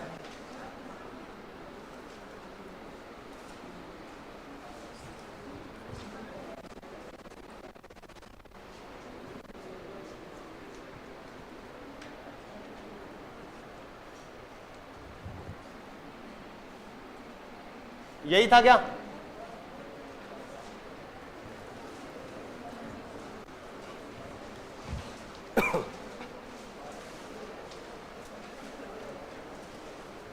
ये उस पेपर में आए हुए हैं जो आपका अब तक का एक पेपर सबसे हार्ड आया हुआ है, स्पेशल एजुकेशन का, क्योंकि उसमें हायर मैथमेटिक्स के भी सबसे टफ क्वेश्चंस हैं और अर्थमेटिक के वो भी टफ क्वेश्चंस हैं, और उसी के ही क्वेश्चन अपन कल डिस्कस कर रहे थे और उसी के ये अभी ये क्वेश्चन बचा हुआ है। तो हर बार इतनी किस्मत बुरी नहीं होती, लेकिन अपन तैयार तो रहे। जब समुद्र के किनारे घर बना लिया है तो तूफान से डरना क्या है? देखो अब इधर करते हैं।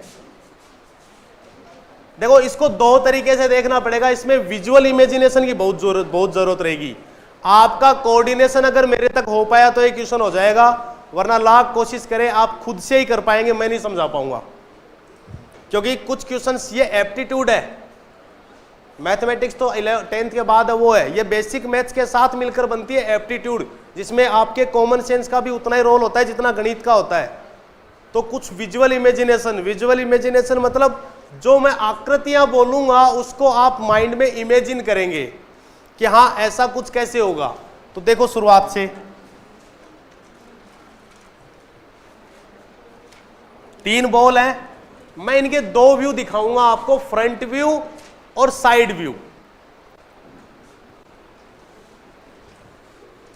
सामने से बॉल ऐसी दिखेंगी आपको,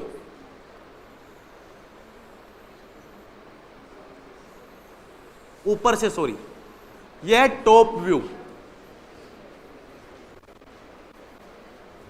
और इसके ऊपर चौथी कोई बॉल आप रखेंगे वो ऐसे पड़ी होगी।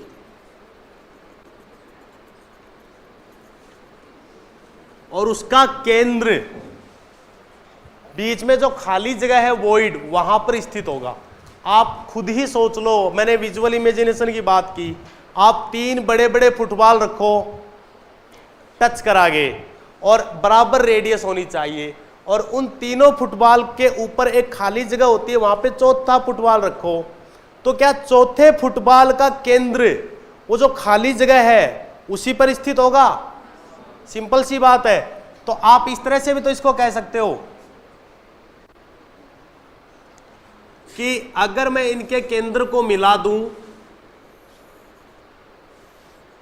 अगर प्रत्येक की त्रिज्या r है, मान लो यहां तो 5 दे दी, हम तो डेरिवेशन याद कर लेते हैं कि कोई r दे रखी हो, तो प्रत्येक की त्रिज्या अगर यहां r है तो क्या ये त्रिभुज 2r भुजा वाला एक समबाहु त्रिभुज नहीं बन गया? क्या समबाहु त्रिभुज बन गया? तो यहां से जो गुजरेगी वो क्या गुजरेगी? इसकी माध्यिका। सही बात है नहीं है? ठीक है, माध्यिका की लंबाई क्या होती है? समबाहु त्रिभुज में तो √3/2a होती है, तो आप क्या कहेंगे कि √3/2a, लेकिन यहां a क्या है? r नहीं है, 2r, तो आप कहेंगे 2r, तो ये कितनी आएगी? √3r। लेकिन ये बताओ, ये जो केंद्र होगा ये शीर्ष से 2/3 दूरी पर होगा या नहीं होगा? यानी माध्यिका का 2/3 हिस्से पे होगा नहीं होगा? तो आप क्या कहेंगे? सर इसका 2/3 हिस्सा ये रहा। ठीक है, अब आप इसको, भाई 2/3 आ गए ना, तो आप इसको काटेंगे इससे, तो ये √3 आ जाएगा क्या? तो कहने का मतलब ये जो दूरी है ये कितनी आएगी? 2/√3r। ये तो टॉप व्यू से आ गया। तो आप सोचिए ये दूरी कितनी? 2/√3r। अब ये चौथा जो फुटबॉल है, ठीक है, अब एक बात बताओ, ये जो आपने मिलाए थे, ये r, ये r, ये r, कौन से मिलाए हुए हैं? ये सबके केंद्र को मिलाया है। मतलब फुटबॉल के केंद्र से तीनों के केंद्र मिलते हुए प्रतीत हो रहे हैं क्या? अगर वो फुटबॉल कांच का है, सपोज करो आप, भाई आपको तभी तो दिख पाएंगे उनके केंद्र आपस में मिलते हुए। तो आप उसको विजुअल इमेजिनेशन से समझिए कि 3 फुटबॉल पड़े हैं और उनके सबके केंद्र से तरंगे निकल रही हैं, रेडियो एक्टिव वेव्स निकल रही है जो एक दूसरे के सेंटर्स को टच कर रही हैं। इमेजिनेशन करो आप, विजुअल इफेक्ट से, एनिमेशन में दिखा नहीं सकता, वरना ये एनिमेशन से और बढ़िया क्लियर हो जाती है बात। तो कुछ फीलिंग समझ में आ रही है कि तीनों फुटबॉल के केंद्रों से लाइट की एक बीम निकल रही है जो एक दूसरे को केंद्र को मिला रही है, और वो केंद्र, सभी बॉल के केंद्र फर्श से कितनी दूरी पे है? r दूरी पे है। मतलब आर दूरी ऊपर ही तो ये त्रिभुज बना हुआ है, सही बात है।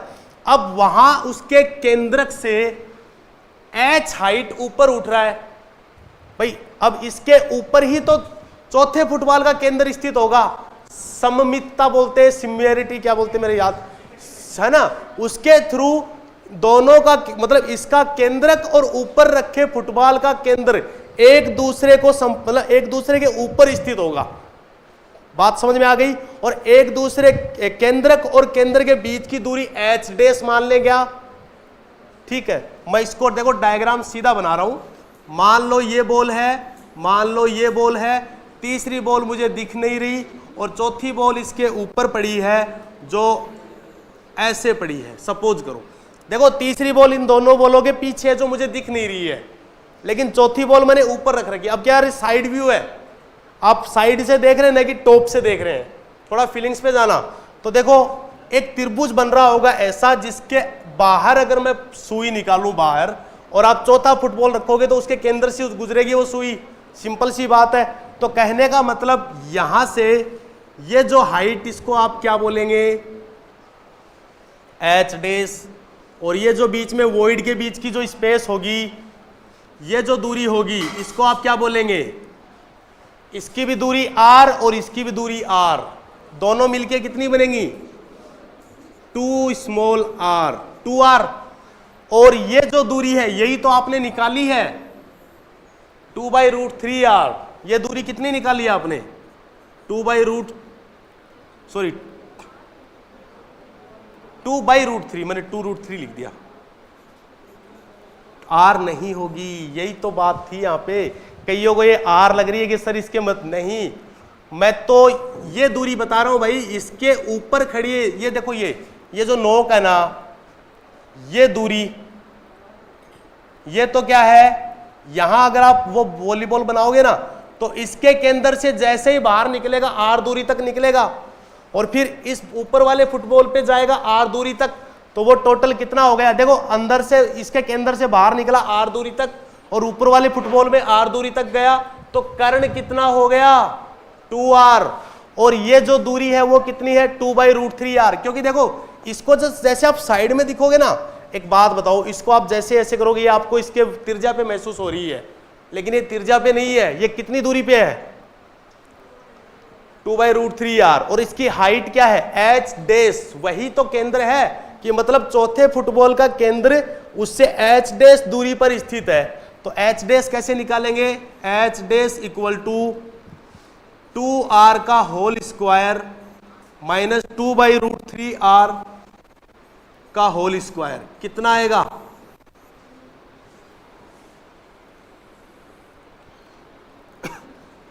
4r square minus 4r square बट्टा 3, तो क्या बाहर 2r आ जाएगा भाई, 4r स्क्वायर कॉमन ले लिया दोनों में तो बाहर 2r आ गया, तो 1 माइनस 1/3 बचता है क्या, और उसको आप क्या लिखते हो √2/3, ठीक है। अब आप एक बात बताइए, ये किसकी वैल्यू आई h डैश की। मैंने एक बात बोली थी कि सभी जो तीनों बॉल है उसके ऊपर की दूरी h डैश है, लेकिन वो तीनों बॉल का केंद्र है वो फर्श से कितनी दूरी पे है, आपने बोला था r दूरी पे है ना, तो आप एक्चुअल जो हाइट होगी वो क्या होगी h डैश प्लस r, और h डैश का मान कितना है 2r √2/3 प्लस r, सही बात है। ये h डैश नहीं है, ये h है, ये ओरिजिनल एक्चुअल हाइट है। तो आप यहां पे क्या कर सकते हैं r का मान कितना दे रखा है आपको 5 नहीं दे रखा, 5 सेंटीमीटर व्यास वाली, मतलब त्रिज्या कितनी है 5/2, तो आप इस फॉर्मूले में रेडियस रखिए h equal to 2 into r, बाहर ले लूं क्या मैं, चलो बाद में ले लेंगे, 2 गुणा 5/2 और इधर √2/3 है क्या, और प्लस 5/2, क्या 2 से 2 सिंप्लीफाई हो गया क्या, तो कितना आ रहा है 5 कॉमन ले लो तो ब्रैकेट में क्या बच गया, √2/3 और प्लस 1/2। ऐसा कौन सा ऑप्शन है आपका, बहुत शानदार प्रश्न है, कौन सा है, चौथा ऑप्शन। ऐसे होगा। इसमें विजुअल इमेजिनेशन है थोड़ी सी, 3D एनिमेशन से अगर हो पाया तो 2-5-10 दिन में मैं आपको इसका भी एक अलग से मेरे खुद के YouTube चैनल पे बता दूंगा। ऐप पे तो हो ना पाए, अगर एक बार नहीं भी आ पाऊँ तो, लेकिन अभी आप इसको ध्यान रखें, एक इमेजिनेशन भी करना आप, क्योंकि अभी तो 3 बॉल है, एक बार क्वेश्चन एक और आया हुआ है, वो अभी डिस्कस नहीं करेंगे। 4 फुटबॉल रख दे और बीच में एक फुटबॉल ऊपर रख दे, अब उसकी हाइट बताओ कितनी होगी, तो कोई फर्क नहीं पड़ने वाला है, क्योंकि केंद्र तो वही होगा जो पहले था। अब की बार वॉइड थोड़ा सा अलग हो जाएगा, पहले वॉइड बना त्रिभुजाकार, अब की बार वर्गाकार बनेगा।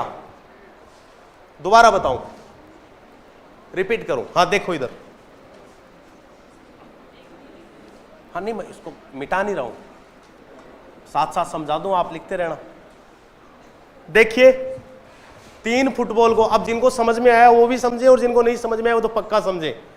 3 फुटबॉल को एक फर्श पे रखो, तीनों फुटबॉल को, और चौथे फुटबॉल को एक बार रखना मत, पहले ये देखो कि तीनों फुटबॉल के केंद्र कहां मिलते हैं। तो आप देखेंगे ये ऊपर टॉप नहीं है, फुटबॉल के जस्ट ऊपर नहीं है, फुटबॉल के केंद्र में, फुटबॉल के तीनों फुटबॉल के केंद्रों को मिलाया तो कैसी आकृति बनेगी, त्रिभुजाकार।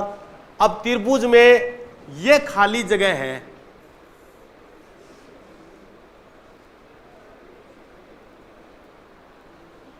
ये जो खाली जगह है बीच वाली, इसी में ही वो केंद्रक स्थित होगा इसका, चौथे फुटबॉल का।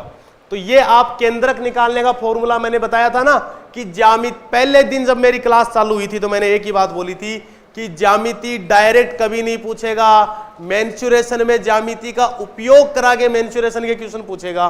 तो ज्यामिति के थ्रू आपको कुछ याद आ रहा हो, केंद्रक निकालना, तो केंद्रक किसका प्रतिच्छेद बिंदु होता है, माध्यिकाओं का। माध्यिका सबसे पहले निकालेंगे तो त्रिभुज कौन सा है, 2R भुजा वाला समबाहु त्रिभुज, तो उसकी माध्यिका निकालने का तरीका होता है √3/2a, और a की जगह क्या रखेंगे 2R, उससे आपके पास माध्यिका की लंबाई आ गई। अब वो केंद्रक माध्यिका पर कहां स्थित होगा, इसके 2/3 भाग पे, तो इसको कर दिया 2/3, इससे लेंथ कितनी आ गई R/√3। कहने का मतलब कि मैं तीनों फुटबॉल के किसी भी केंद्र से चलूंगा ना, मैं किधर R/√3, R/√3 है ना, 2/√3 R चलूंगा ना, तब मैं उसके केंद्र के ऊपर नीचे पहुंचूंगा जो ऊपर फुटबॉल रखा हुआ है। आप इमेजिन, इसको बड़ी पृथ्वी की तरह इमेजिन करना कि 3 ग्रह पास पास पड़े हैं और आप केंद्र पे चल रहे हो, केंद्र बिंदु पे, केंद्र पे लाइनें लगा रखी है, लकड़ियां लगा रखी है, और आप उस केंद्र पे चल रहे हो। तो आप क्या करोगे, अगर एक तो चारों केंद्रों पे घूमेंगे तो आप एक त्रिभुजाकार घूमोगे, पर आपने क्या किया, त्रिभुजाकार नहीं घूमे।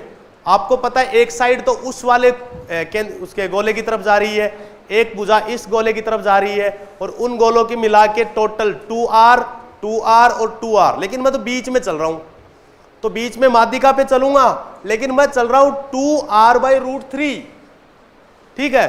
तो मैं ठीक कहां पहुंचूंगा, मैं वहां पहुंचूंगा जहां से ऊपर देखूंगा तो मुझे बड़े वाला फुटबॉल दिखेगा जिसका केंद्र मेरे जस्ट सर के ऊपर होगा।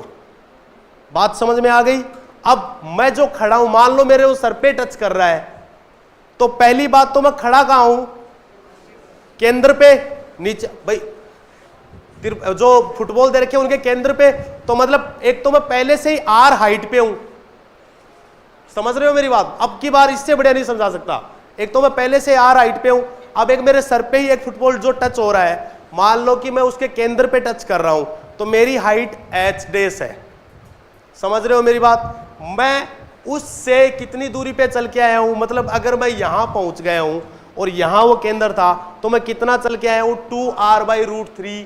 तो ये तो क्या हो गया आधार, ये क्या हो गई ऊंचाई।